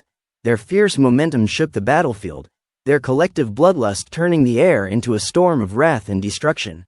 Gobu and the other shadow undeads were not afraid of the incoming onslaught, and seeing the Eldritch creatures charging toward them, a savage power radiant from their bodies, and they also moved forward. Under the oppressive auras of both armies, everything within 1,000 kilometers began to tremble. The ground itself quaked beneath the weight of their combined presence, and the sounds of battle began to roar through the landscape as the first clashes of weapons rang out and blood spurted across the battlefield. The sky, already dimmed with an orange-red hue, turned completely black as the violent storm of war ignited, signaling the start of a battle that would in future spark the second war between the primordials. Chapter 1162 Against the Emperor Velgath, Part 2. The moment the fight started, Gobu immediately rushed towards Morville, who similarly to him, was at mid-level rank 4. Morville also chose Gobu as his target because in his eyes, other than Evan, there was no one else who could face him, and since he couldn't fight Evan, he chose Gobu as his opponent. Both of them were as fast as lightning, especially Morville, who was proficient in assassination and had incredibly high agility. Their movements forward were so swift, it almost appeared as if they had teleported, and they arrived in front of each other within an instant. The wind howled and the sky cracked as Gobu swung his deformed arms, striking at Morville with all his might. The sheer power of the attack made the air tremble. However, to Gobu's surprise, Morville didn't attempt to dodge or block his attack. Instead, he took a step forward, allowing his attack to land. Gobu's massive arms, glowing with raw power, smashed into Morville's body, but the next second, Morville's form exploded into a puff of black smoke and vanished, disappearing into the air. At the same time, swish, the space behind Gobu was ripped apart by a sharp dagger-like light, and from within the tear, a figure shrouded in black smoke emerged, slashing a dagger directly at Gobu's neck. Caught off guard by Morville's sudden disappearance, Gobu had no time to react. The dagger moved like lightning, striking Gobu at his neck with frightening speed. However, clang, the expected scene of blood flowing didn't occur. Instead, a metallic clanging sound rang out, and Gobu's body staggered slightly under the impact but remained unharmed. Morville's eyes trembled as he saw this, and he instantly realized his attack had been ineffective. Seeing a deformed arm swinging toward him again, Morville swiftly disappeared once more. Reappearing a few meters away from Gobu, Morville's sharp eyes studied the eldritch horror-like creature before him, his expression turning serious. Due to the information Anastasia and Nithor had provided, Morville already knew that Evan's summoned undeads were strange, capable of distributing any damage they received equally amongst themselves. But hearing about it and experiencing it firsthand were two entirely different things. When he had first learned of this ability, Morville hadn't taken it too seriously. But now, after witnessing how an attack that should have severely injured Gobu had barely affected him, he finally understood how terrifying this ability truly was. Now I understand why His Majesty ordered us to deal with these undeads while he finishes off that invader. If these hundreds of thousands of undead, each capable of sharing damage among themselves, were to try and stall His Majesty, there's a good chance they might succeed in buying the invader enough time to escape. Morville thought grimly, his initial desire to quickly kill Gobu and assist the other eldritch creatures vanishing. Now he simply wanted to stall Gobu until Emperor Velgath killed Evan. Once the summoner died, the undeads would naturally disappear, so there was no need for him to exert himself. Without a word, Morville once again turned into a puff of black smoke and vanished from Gobu's sight. His ability to hide was on an entirely different level from Morzeric's, and he had full confidence that he could stall Gobu until Emperor Velgath finished the job. But Gobu, seeing Morville vanish once again, sneered and activated his Eyes of Abyss ability. The dozens of eyes on his potbelly began to spin like vortexes, and his vision changed dramatically. The world around him became black and white, with colorful auras swirling everywhere. Almost instantly, Gobu spotted one particular aura trying to approach him from the side. Upon noticing the aura, the mouths on top of his head began to cackle with dark laughter. Crack! Suddenly, Gobu's black skin split open and dozens of thick, writhing tentacles shot out from his body, lashing directly toward Morville's hidden position. What? Morville was stunned when the tentacles came straight for him, having never expected Gobu to locate him so quickly. The tentacles moved like lightning, roaring through the air like whips. Morville barely managed to adjust himself in time to dodge most of them and used his dagger to block a few of the strikes. But there were simply too many tentacles to evade completely, and several of them smashed into his abdomen and chest, sending him flying as blood splattered from his wounds. Fu*K. Morville cursed in midair, trying to control his body and turning invisible once again. But to his dismay, Gobu seemed completely unaffected by his hiding skill. The eyes on his potbelly spun rapidly, and it was as if Gobu could still see him clearly, charging at him relentlessly. Damn it! Seeing Gobu completely ignore his hiding ability, Morville cursed, his face twisting into an ugly expression. A faint sense of crisis engulfed him as Gobu's aura bore down on him, his twisted arms and tentacles lashing out at him like lightning. Realizing his hiding abilities were completely useless, Morville reluctantly stopped using them to conserve his energy. His sharp dagger glowed faintly with a black aura, and just as Gobu's tentacles were about to hit him, he slashed with lightning speed, severing all the approaching tentacles in an instant. However, before Morville could feel any sense of victory, he watched in disbelief as the tentacles he had cut off regenerated almost immediately, and Gobu showed no sign of injury. Roar! A beastly roar erupted from Gobu's mouth, and he charged toward Morville once more, his monstrous body brimming with relentless energy. Fu*K. Just what kind of undead is this? Morville cursed loudly, feeling his scalp tingle at the sight of Gobu's unrelenting approach, and he had no choice but to engage with the undead monstrosity in a head-on battle. Both of them moved like streaks of light, clashing thousands of times every second. The ground beneath them shattered, and space within hundreds of kilometers of the area itself tore apart as Gobu's twisted arms and tentacles collided with the sharp light of Morville's dagger. While Gobu and Morville furiously fought, the other eldritch creatures and shadow undeads were also locked in vicious combat. Anastasia and Nithor, two beginner-level rank 4 eldritch creatures, wore ugly expressions as they fought against 6 rank 3 shadow undeads. Their frustration wasn't because they couldn't defeat their enemies, but because the 6 shadow undeads they were facing were the shadow undeads of the very rank 3 eldritch creatures they had brought with them to kill Evan.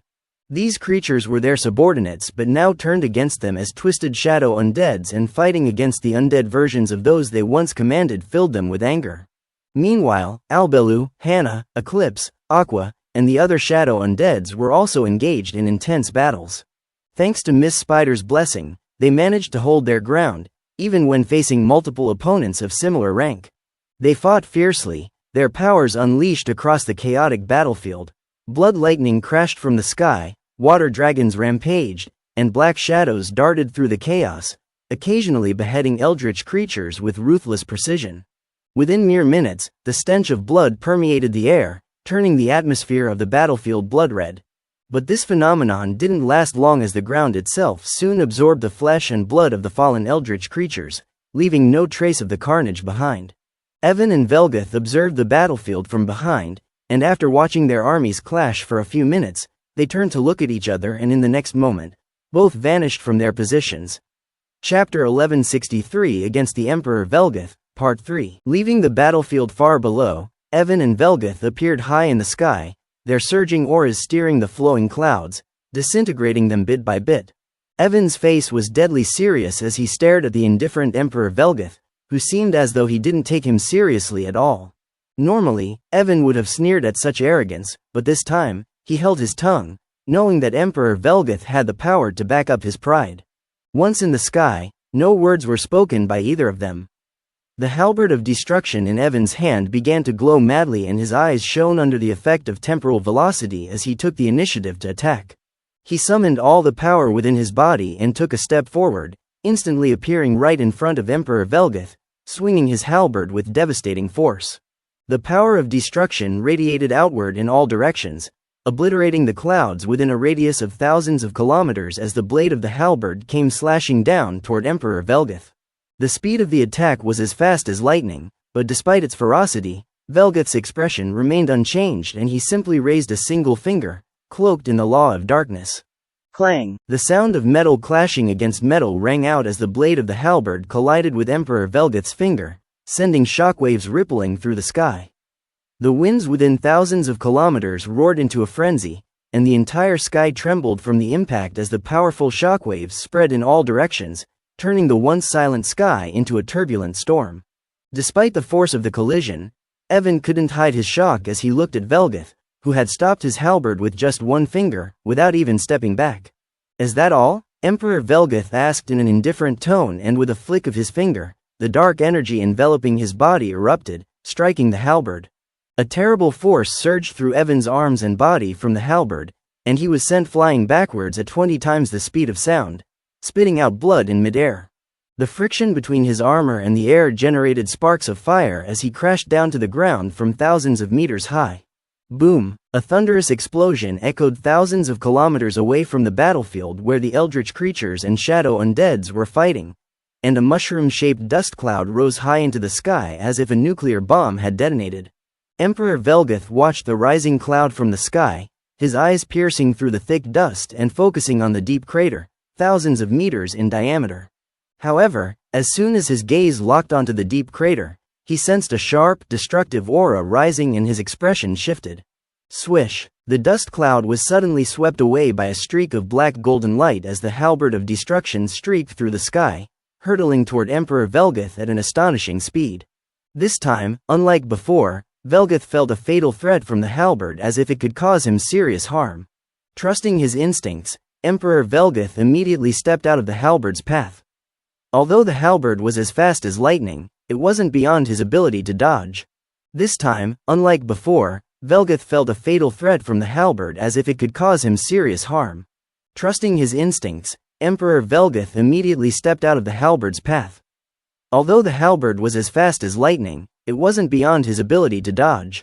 But to his shock, just as he moved out of the halberd's way, alarm bells rang inside his mind and he quickly sidestepped again.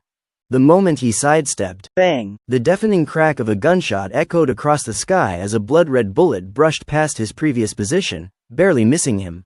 The bullet itself wasn't particularly powerful, but Emperor Velgath felt a strange energy hidden within it that made his heart tremble.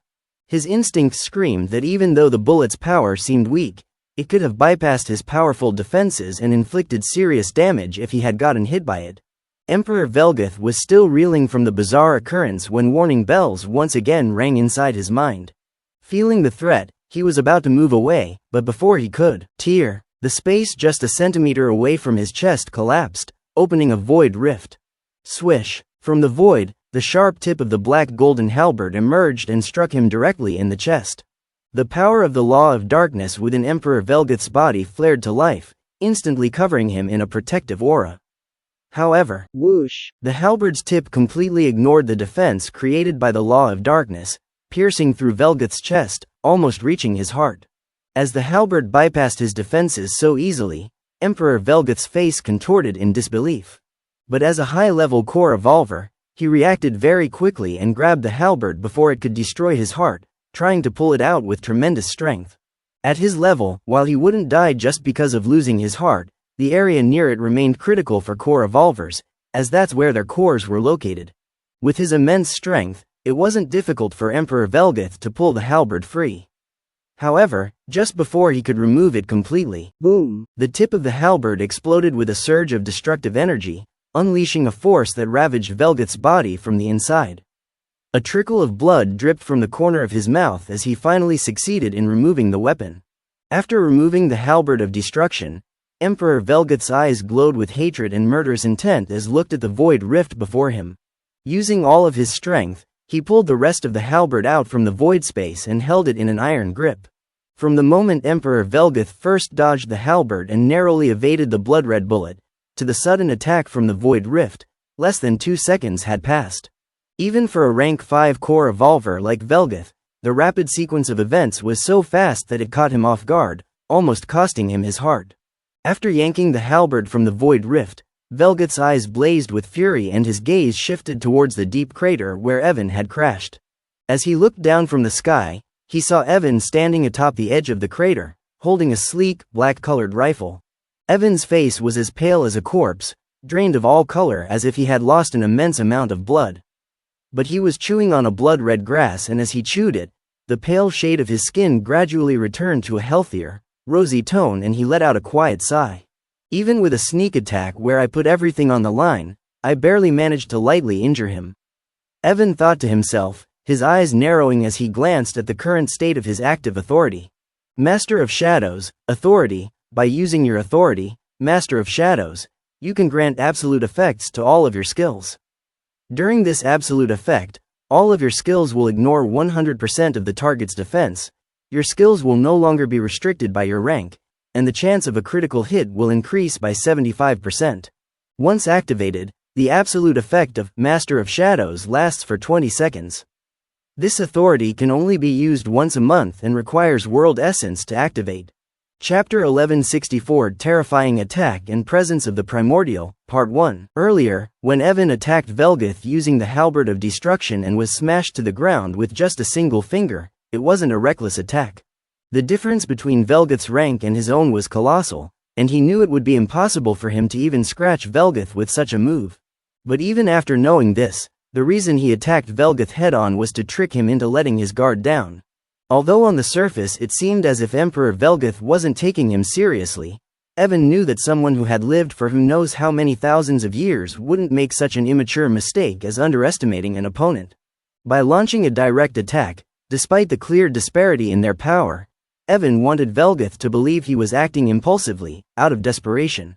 Evan put on this act because he was aiming for an opportunity. A single chance to hit Emperor Velgath with his blood bullet skill or seriously injure him with the halberd of destruction, enhanced by the Master of Shadows authority that allowed him to bypass all of Velgath's defenses. The halberd of destruction, with its nature of annihilation, was particularly lethal. If Evan could have pierced Velgath's heart with it, even if the Emperor didn't die, he would have suffered a serious injury. The destructive force of the halberd would have made it difficult for Velgath to recover quickly from such an attack. As for the blood bullet, when enhanced by the Master of Shadows authority, which increased Evan's chance of a critical hit by 75%, and combined with the nature of the blood bullet itself, Evan's goal was to trigger the instant death effect of his Doom-bringer bloodline. But unfortunately, both of these tactics failed miserably. Although Emperor Velgath had been focused on the halberd of destruction, he still managed to avoid the blood bullet at the last moment, and with his quick reflexes, He even stopped the halberd just before it could destroy his heart. Now that he's fully alert, it will be impossible to injure him using these tricks, Evan thought as he gulped down the stock of blood essence grass, and all the blood essence he had consumed earlier to create the blood bullet was immediately replenished.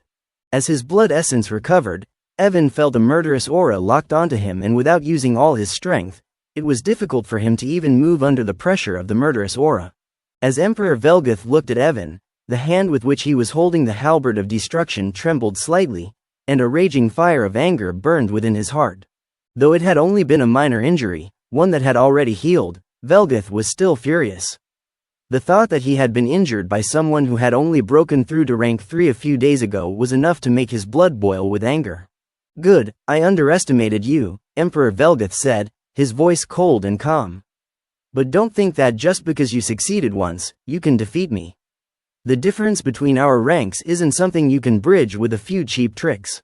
Evan heard Velgath's words, but they barely registered in his mind as his focus was on the remaining duration of the Master of Shadows' authority. 12 seconds, Evan muttered inwardly as his eyes glimmered with a cold light. Velgath, who had just finished speaking, noticed that Evan wasn't paying attention to him, and his face darkened with anger, feeling insulted as if Evan wasn't taking him seriously at all. "It seems I need to teach you the real difference between us." Emperor Velgath spoke in an icy cold voice, and the next moment, everything went completely dark. The sky lost its color, the world essence and wind ceased to flow, and silence descended across the entire world.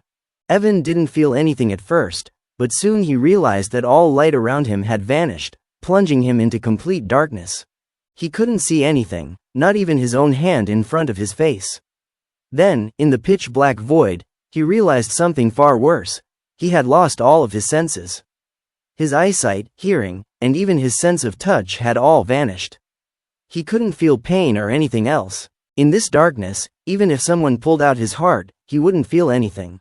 Just a second after being enveloped in the darkness, Evan felt his consciousness starting to blur and his heart turn cold. Without wasting even a fraction of a second, he used his death transfer skill, followed immediately by the activation of his Death Guardian authority. Death Guardian authority. Using the Death Guardian authority, you can summon the spirit of the Death Guard. The spirit of the Death Guard will merge with you, and you will gain the invincibility effect for 5 seconds. During the invincibility effect, all your stats will be increased 5-fold, and you will not take any damage, whether physical or spiritual.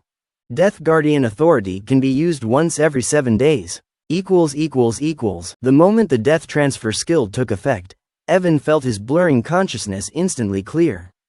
At the same time, thanks to the Death Guardian authority, all of his stats were increased 5-fold, and he became completely immune to all forms of damage. Bang! A muffled sound reverberated from Evan's body as his stats skyrocketed, and a terrifying aura erupted from him, momentarily pushing back the surrounding darkness. In that brief instant when the darkness was pushed away, Evan regained his senses. He quickly glanced down at himself and felt cold all over by what he saw. In the single second during which he was plunged into darkness and felt his consciousness blurring, Emperor Velgath had actually beheaded him, and the only reason he was still alive was thanks to the effect of death transfer skill. If it wasn't because of his quick reaction, he would have died without even realizing what happened. The mere thought of how close he had come to death made him suck in a breath of cold air.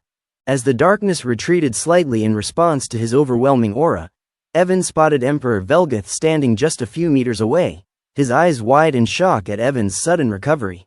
Seeing Velgath's stunned expression, a murderous intent flared in Evan's heart, and without giving him a moment to react, he stepped forward.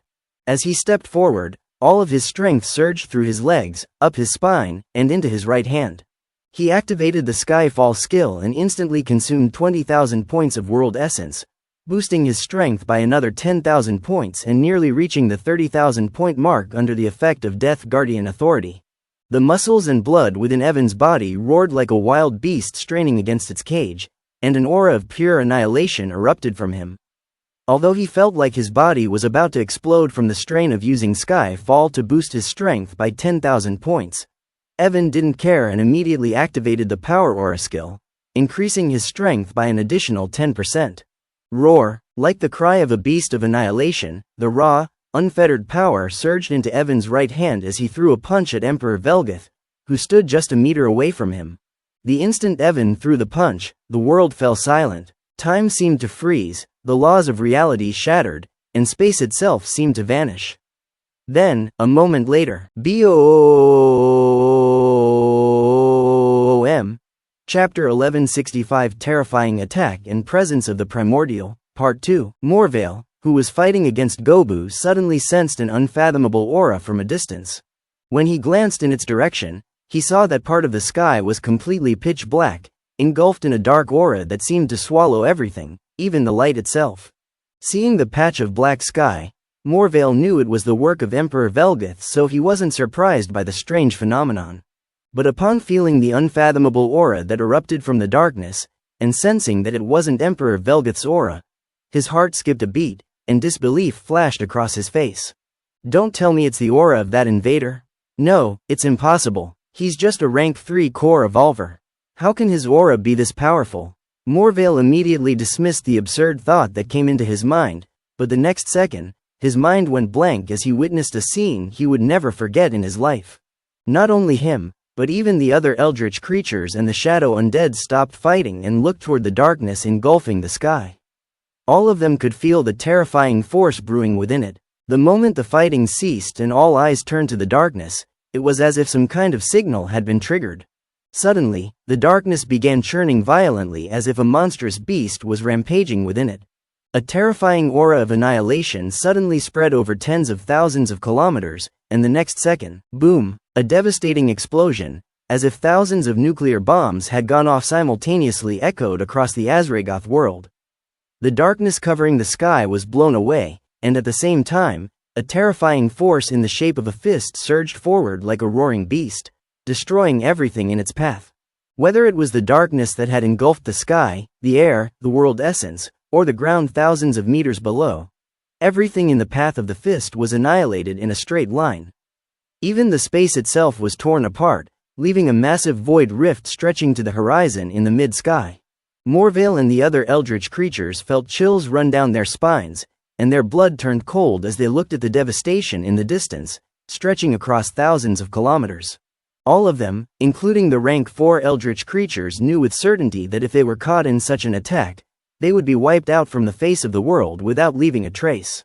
While his attack continued to move forward, annihilating everything within its path, Evan floated midair, panting like a marathon runner who had just finished a 1,000-kilometer race. His face was deathly pale, and his body felt weak, as though all his strength had been drained. The punch he had thrown earlier had used 200% of his power. If it hadn't been for the effect of Death Guardian, which made it impossible for him to be hurt, he was sure his body would have been blown into a bloody mist from the strain. Although Evan wanted nothing more than to collapse and take a long rest after that punch, he knew he couldn't afford to do so for now. It wasn't enough, he said to himself, looking into the distance, where Emperor Velgath stood, missing a part of the right side of his body, including his shoulder. The sheer power behind Evan's last attack had been so immense that even though Emperor Velgath had reacted quickly, part of his body had been blown away by the punch. 2 seconds. Evan glanced at the remaining time of Death Guardian, and despite his exhaustion, he summoned the halberd of destruction back into his hand. As soon as the halberd appeared, Evan wasted no time and immediately poured all of his primordial shadow energy into it. After breaking through to rank 3, Evan had 6,000 points of primordial shadow energy, but under the 5-fold increase from Death Guardian authority, the current amount he had was 30,000 points. After summoning the halberd of destruction, Evan didn't hold back in the slightest, and before the 2 seconds passed and the time on Death Guardian authority ended, he poured all of his shadow energy into the halberd. This was the first time Evan had poured so much shadow energy into the halberd of destruction. As the primordial shadow energy surged into the weapon, its destructive nature fully manifested and a wave of destruction radiated outward from it, shaking the entire world. The void rift that stretched to the horizon had been healing under the influence of the world's laws, but the moment the wave of destruction spread from the halberd, the rift's healing process slowed dramatically. The halberd of destruction glowed with a pure golden light of destruction, and the space around it began to crumble from its mere presence. The moment the halberd began to glow, for some reason, Emperor Velgath, who still looked pale after barely surviving Evan's earlier attack, felt an overwhelming sense of crisis, and his instincts screamed that something terrible was about to happen. Despite his injury, Velgath's eyes locked onto Evan, and a murderous urge surged through his heart as his instincts warned that if he didn't kill Evan immediately, a catastrophe would occur. Trusting his instincts, Emperor Velgath prepared to charge forward, but before he could, Soul Slayer War Arts. Second form, Vortex of the Astral Souls. A low voice reached his ears, and he saw a giant vortex forming in front of Evan. The moment the vortex appeared, every being in the Azregoth world, whether they were the Eldrich horrors at the world's edge or the Eldrich creatures in the capital of the Eldrich Empire, subconsciously turned toward it, feeling that a terrifying entity was about to descend upon their world. Emperor Velgath tried to move, trying to rush at Evan to strike him down, but under the presence of the vortex, no matter how hard he tried, he couldn't move as his body refused to obey. It wasn't just Velgath. The Eldritch creatures and the shadow undeads who were thousands of kilometers away on the battlefield were similarly frozen in place and couldn't move. As all the people stood at the same place without being able to move, the vortex in front of Evan shook and a figure walked out of it. Chapter 1166, Terrifying Attack and Presence of the Primordial, Part 3. To use the second move of the Soul Slayer War Arts, Vortex of the Astral Souls, Evan needed a large number of souls, and these souls must be captured using the first move of the Soul Slayer War Arts, Vortex of Lost Souls. The number of souls required to use the second move depended on the level of the souls captured. The stronger the souls, the fewer he would need. Previously, Evan had captured a few rank 3 souls using the first move of the Soul Slayer War Arts, but they were not enough for him to unleash the second move. However, after reaching the Eldrich Empire and encountering the barrier that blocked his path, he knew he would have to use his shadow walk skill to sneak in. Earlier, in preparation to ensure he would have a strong trump card for escaping potential danger after going in, Evan killed many rank 2 and rank 3 Eldritch horrors, capturing their souls using the first form of the Soul Slayer War Arts. When a user executes the second form of the Soul Slayer War Arts, they can choose one of the captured souls as the primary carrier and merge the rest of the souls into it. This process creates a soul abomination that carries the combined power of all the captured souls, and since this move is performed with the halberd of destruction, the abomination is also infused with the true power of destruction, making it exceedingly lethal. Earlier, when Evan used the second form of the Soul Slayer War Arts, he selected the soul of a peak rank 3 Eldritch horror he had killed as the carrier because this particular Eldritch horror had been quite powerful. However, the moment Evan activated the second move and the vortex opened, he sensed that something was wrong. As the second move activated, and all the captured souls began to merge with the Eldritch horror's soul to form the soul abomination, a strange energy from the captured space of the vortex of lost souls merged with it. This energy was the same one the halberd of destruction received when it absorbed the soul strand hidden within Valerie's core. He wasn't sure what was happening, but the moment that energy merged with the soul abomination, its form changed. Instead of a monstrous soul creature with tens of different heads and limbs protruding from its body, it transformed into the figure of a little girl. The girl, however, was still in soul form and thus appeared completely white. The entire transformation, from the creation of the soul abomination to its form changing into that of the little girl, happened in mere seconds. Even though there was a slight delay in the skill, the figure of the girl stepped out of the vortex of astral souls just seconds after Evan activated the second move. As she emerged, a cold aura spread across the Azregoth world, freezing the bodies of every living being. The aura wasn't overwhelmingly powerful, nor did it cause any harm, but there was something about it that made it impossible for anyone to move under its influence. Realizing something was amiss, Evan noticed the halberd of destruction in his hand trembling violently. He could feel the weapon struggling to maintain control over the girl that had emerged from the vortex, and since the halberd was connected to his soul, Evan could also sense fierce resistance emanating from the girl, as if her ego refused to be controlled by anything. "I don't know what the hell is going on, but I have a feeling I really screwed up this time," Evan thought as his spiritual power surged, desperately trying to control the halberd of destruction and prevent the figure of the little girl from breaking free from its control. From the looks of her body, she must be that primordial lowly Valerie spoke about, the one beaten by Azeroth in her dream. Evan speculated about the little girl's identity and his face grew serious. Based on all the information he had, He was certain that Azeroth's relationship with all the primordials was utterly doomed. They might even be arch-enemies. Although the girl standing before him had come into existence through the Soul Slayer war arts and was under the control of the halberd of destruction, he knew he couldn't afford to be careless when came to these primordial beings. Using all of his spiritual power, Evan finally weakened the resistance the little girl's figure was displaying in the moment he felt her resistance begin to wane. "Alora, do it," he commanded Alora to make a move while he controlled the halberd using his spiritual power. Whoosh! At Evan's order, the girl's figure took a step forward, reappearing a few meters away from Emperor Velgath. Coming some distance away from the Emperor, she raised one of her fingers and pointed it directly at him. The instant her finger was aimed at Velgath, a cold energy locked onto him as though his very soul was about to freeze. A wave of dread unlike anything he had ever felt before overwhelmed his body. Driven by the looming threat of death, Velgath used everything he had and forcibly broke free from the strange aura that had been preventing anyone in the Azregoth world from moving.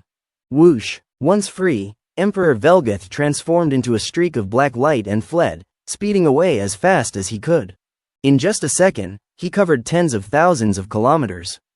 However, even after running away, a look of despair filled his face because even after putting such a vast distance between himself and the girl, the deadly threat still clung to him. Suddenly, the finger the girl had pointed at Velgath began to glow with a cold white light, and in the next moment, swish, a beam of white light, transcending the very concept of distance, shot out from her finger, striking Velgath instantly despite the vast space between them. The beam of cold, pale light was so strange that it hit Velgath the moment it was released, giving him no time to react or dodge. The white beam touched his body, yet did nothing to his physical form.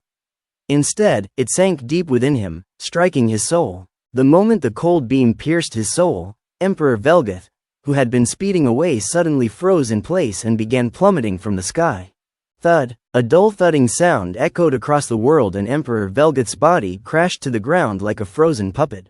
Chapter 1167 Terrifying Attack and Presence of the Primordial, Part 4. Thud! With a heavy thudding sound, Emperor Velgath's body crashed to the ground, creating a small crater upon impact.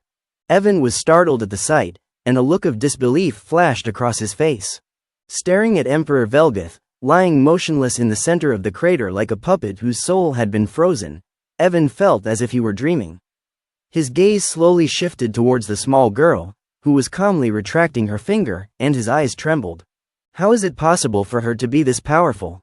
He thought with an astonished look on his face. As the person who had unleashed the second move of the Soul Slayer war arts, Evan was well aware of its power. The strength of the second move depended entirely on the number and level of the souls he had captured with the first move. By his estimation, the number and level of the souls he had harvested should have allowed him to unleash an attack comparable to a peak rank 4 core evolver. On top of that, with the addition of 30,000 points of primordial shadow energy infused into his halberd, he had expected his strike to reach the power of a normal beginner level rank 5. However, the attack the small figure had just released was far stronger than that. Although he hadn't been the one to face it, he estimated that the power of the attack had reached mid-level rank 5. Moreover, because the attack was intrinsically tied to the Soul Slayer war arts, it targeted Emperor Velgath's soul directly, making it even more lethal. Looking at Emperor Velgath's puppet-like figure, Evan could feel a faint aura of life, meaning he was still alive, but the small figure's attack had frozen his soul, rendering him completely helpless. Once the small figure released the attack, it exhausted all of its power and its form began to fade away. As the figure of the small girl started to vanish, she slowly turned her head, her gaze landing on Evan, who stood with an alert expression. Even though he could restrain the figure of the little girl with the power of the halberd of destruction, he still felt his hair stand on end when the primordial Loli looked at him. As her fading figure stared at him, Evan noticed her lips move slightly. "One day, I will definitely kill you, you ******. Evan read her lips, and his face twisted in a strange expression. However, realizing that the fading figure lacked the power to attack him anymore, he relaxed slightly and in response to her threat, he glanced down at his upper armor and with a thought, created a small pocket in it. He slid his hand inside as if searching for something, and after a few moments of exaggerated searching, he withdrew his middle finger, flashing it at her with a toothy grin. The fading girl's face froze when she saw his gesture, and the cold aura radiating from her body intensified, dropping the surrounding temperature even further. Evan didn't care about the plummeting temperature, as his armor was more than enough to shield him from the cold. He waved his hand at the fading figure and even stuck out his tongue, as though trying to annoy a kid. Just as he stuck out his tongue and the figure of the girl was about to disappear completely, Evan's instincts suddenly screamed at him. His eyes snapped to the girl's form, and he noticed that her fading had stopped. For some reason, her figure stabilized, and the expression in her eyes began to shift, becoming impossibly cold, as if someone else had taken control of her body. Evan didn't know exactly what was happening, but his instincts told him that if he didn't destroy the figure in front of him immediately, he would regret it. Without wasting a moment, he gathered the remaining strength in his body and hurled the halberd of destruction toward the figure of the little girl, intent on obliterating her. The halberd hurtled toward her like a rocket, reaching her in an instant. Seeing the halberd of destruction coming towards her, the coldness in the little girl's eyes didn't waver and she raised her hand slightly and attempted to catch it. However, it seemed that whoever was trying to take control of her body wasn't familiar with the form created by the second move of the Soul Slayer war arts, and the halberd passed right through her outstretched hand. The soul abomination created using the vortex of astral souls was only capable of performing soul-based attacks, and this limitation extended to its body. The body of the soul abomination was a unique soul construct and, as such, could not interact with physical objects. As a result, when the girl tried to catch the halberd of destruction, it slipped right through her fingers and continued on its path toward her face. The moment the halberd reached her, Evan seized control of it, and in the next instant, boom, the remaining primordial shadow energy within the halberd detonated, releasing waves of destruction in all directions. The figure of the little girl was caught in the explosion, and she began to disintegrate at an alarming speed. However, even as her body broke apart, her expression remained unchanged and she looked at Evan with cold eyes. What a pity. If you had waited a few more seconds for my consciousness to fully take over her, I would have definitely cut off your balls this time. Evan heard a faint, cold voice filled with regret, and the figure of the little girl vanished completely. As the last words of the figure reached his ears, cold sweat broke out on Evan's forehead and he instinctively took a step back, his wary gaze fixed on the spot where the girl had disappeared. Who in the hell taught a little girl such vicious language? I really need to have a word with her parents about their child's moral education. Chapter 1168, Breaking the Soul Seal, Part 1. Once the figure of the little girl completely faded, Evan sighed in relief, his eyes lingering on the empty spot where she vanished. A primordial, he muttered under his breath, feeling extremely heavy in his heart. The power the little girl's figure had displayed was far beyond what he had imagined. Even though she was under the control of the halberd of destruction and was resisting it, she still managed to take down Emperor Velgath, a rank 5 core evolver, in just one single strike. What if she wasn't under the halberd's control, or if it had been a real soul shard of that primordial loli, instead of something condensed by the effects of the Soul Slayer war arts? Evan muttered to himself, recalling the terrifying strength Azeroth's soul shard had displayed in the tomb of the ancient. If it had been the real soul shard of the primordial loli, I would have. His eyes shifted downward toward his lower body, and a chill ran down his spine as he remembered the last words the girl had spoken before disappearing. Sinister. That primordial loli is too sinister. He shook his head, trying to rid himself of the disturbing thoughts, and took a deep breath. Suddenly, a thought crossed his mind and the tension in his heart eased. That's right, I have the death transfer skill. The threat that the primordial loli mentioned is also a type of injury. If I ever get caught by her and actually suffer that injustice, I can use death transfer to recover everything. He muttered, nodding to himself. At the same time, Evan began to think about why the soul abomination had suddenly transformed into the primordial loli. Before my race evolved into Eltherin, my form would always change when I used the shadow possession skill. But after evolving into an Eltherin, no matter what kind of shadow undead I merge with, my form never changes. It's as if the life essence of an Eltherin is far superior to other life forms, and even when I merge with other life forms, their essence is simply absorbed by the life essence of the Eltherin, Evan mused thoughtfully. The simple soul shard I captured from Valerie's core must be connected to that primordial loli. Just like me, her life essence is extremely high. When I created the soul abomination earlier, the power left behind by her shard merged with it, and because of its higher life essence, It absorbed all the other souls. Just like what happens when I use shadow possession, and transformed into the figure of the primordial lowly. Evan sighed and shook his head.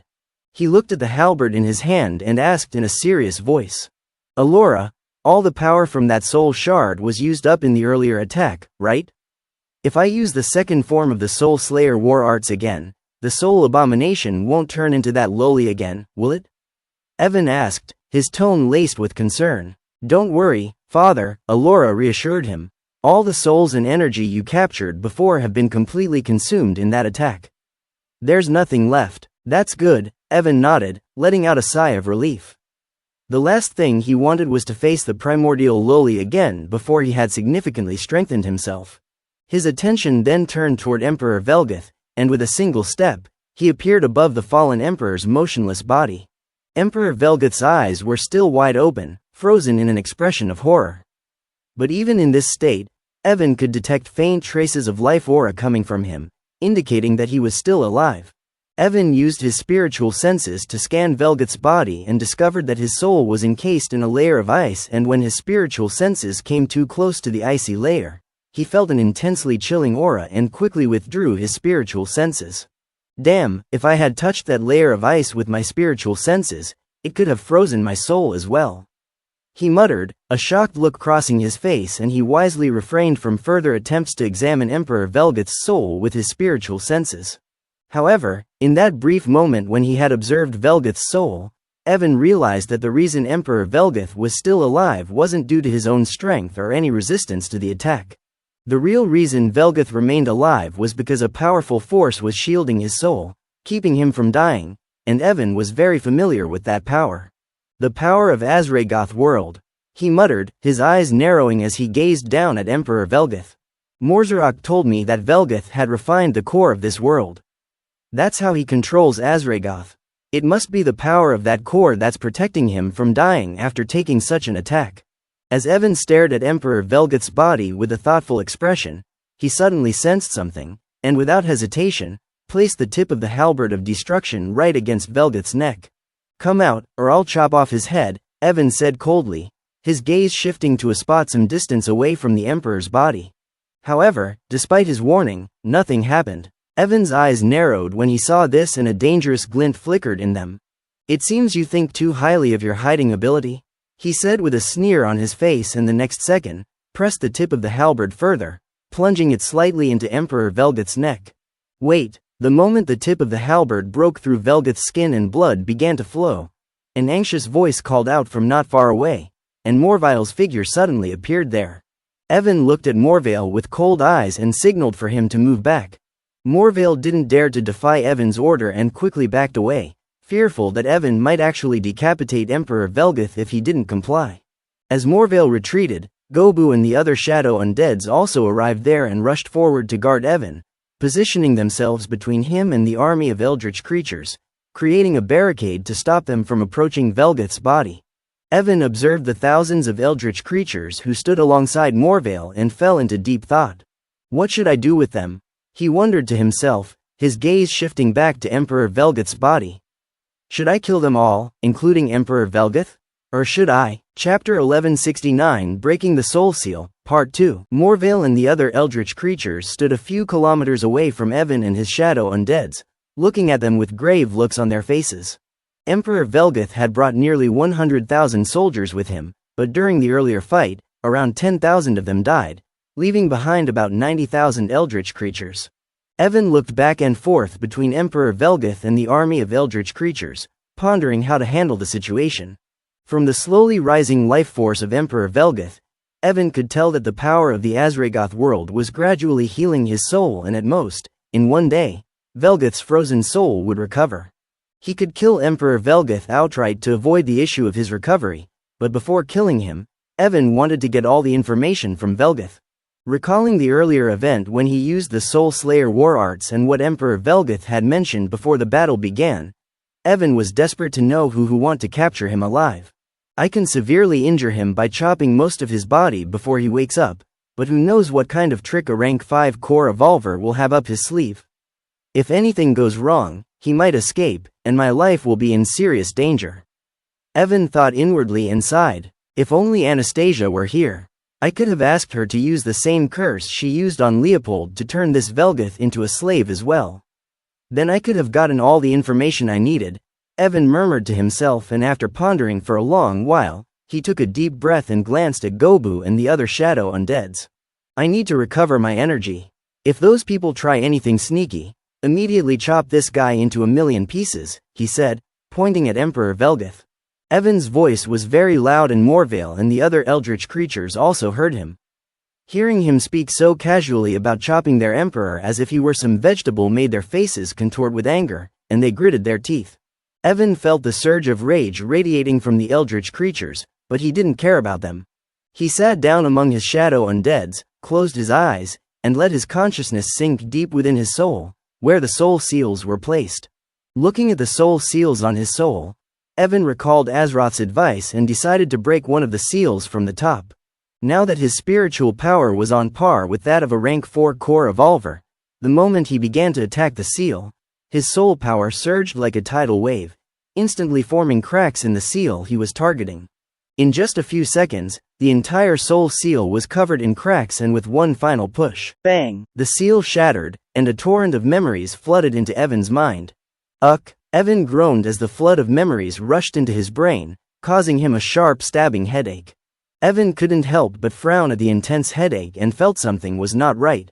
While he had broken soul seals before, this was the first time he felt such an intense headache. In the past, the headaches were mild, but now the pain was spreading through his soul, forcing him to grit his teeth in agony. The shadow undead standing guard around Evan watched him with serious expressions as they noticed some strange engravings began to appear across his body, including his face. Although Evan was wearing a rank 6 armor, the engravings that appeared across his body released an eerie energy, making them visible even underneath the armor. The engravings didn't just mark his physical body, his soul, currently writhing in pain, was also etched with these strange markings. Damn it, what's happening? Evan cursed inwardly, gritting his teeth harder as he tried to absorb and process the flood of memories. The more memories he absorbed, the worse the pain became, and even his soul began to reach its limit. As more and more memories flooded his mind, the engravings on his body grew deeper, and a strange aura began to radiate from him. The Eldritch creatures standing in the distance also felt this strange aura, and their expressions shifted. What is this strange energy? Morville muttered with a frown, trying to comprehend what Evan was doing. Etheric and Nithor, standing beside him, also had worried expressions on their faces. Both of them silently prayed that Evan wasn't trying to pull any tricks on them and wouldn't kill Emperor Velgath. Though they were rank 4 core evolvers and Evan was only a rank 3, they weren't very confident about facing him directly. After all, even Emperor Velgath, who was the strongest among them, had been turned into a lifeless puppet with his soul frozen by him. So, although they wanted to know what Evan was trying to do, none of them dared to move forward to investigate, as they feared that Evan's shadow undeads might kill Velgath, or worse, Evan would turn them into soulless puppets as well. As time passed, the strange aura emanating from Evan grew more intense, expanding to cover hundreds of thousands of kilometers. The engravings on his body and soul glowed brightly, exuding a faint ancient aura.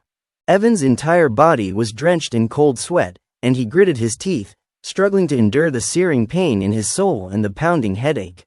6 hours later, when Evan's soul had reached its absolute limit, the torrent of memories finally ceased, and the burning pain in his soul began to subside. At the same time, the glowing engravings on his body and soul started to fade, as if merging with the very essence of his being, and in just a few minutes, they disappeared completely. With the disappearance of the engravings, the strange aura that had spread across millions of kilometers in the Azregoth world also vanished. As the strange aura disappeared, Evan slowly opened his eyes, and as he did, the world around him seemed to stop moving, and space itself froze as a complex rune flickered within his eyes. Seeing the effect of the new knowledge he had acquired after breaking the soul seal, Evan took a deep breath and tried to calm his excitement. Damn it, I really got something incredible this time. Chapter 1170 Runes. Evan tried to calm his excitement as he slowly stood up. The strange patterns that had been flashing within his eyes disappeared, and everything around him returned to normal. He felt the surging energy within his body and realized that all of his spiritual power, world essence, and the primordial shadow energy he had consumed earlier had fully recovered due to the strange state he had entered. I recovered all of my energy. It must be related to that thing, he thought, recalling the most significant thing he received after breaking the soul seals, and a smile slowly formed on his lips. This time, after breaking the soul seal, he hadn't unlocked any memory as he had in the past.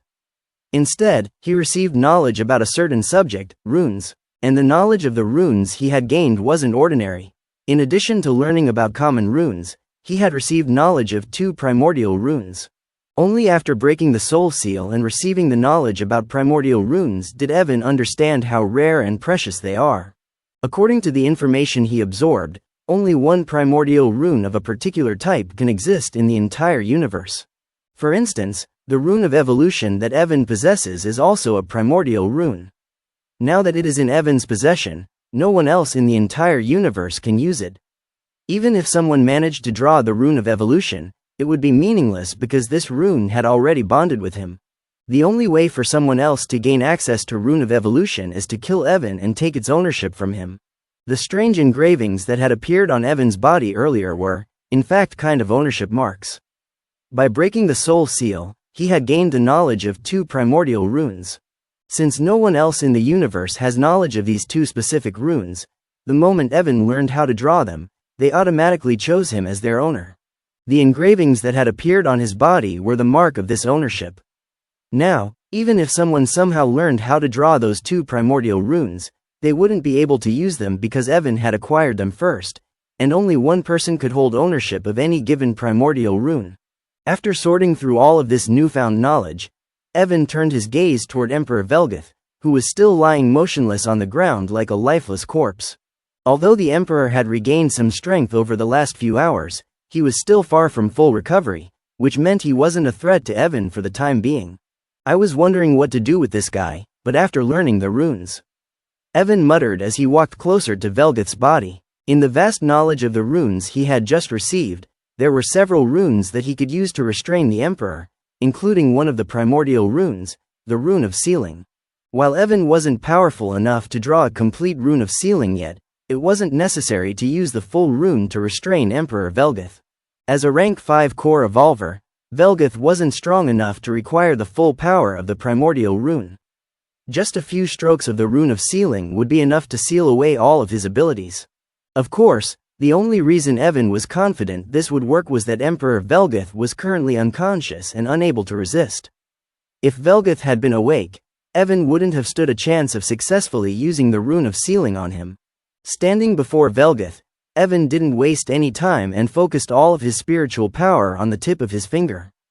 At the same time, with a single thought, he activated the engravings related to the rune of sealing that had appeared on his body earlier.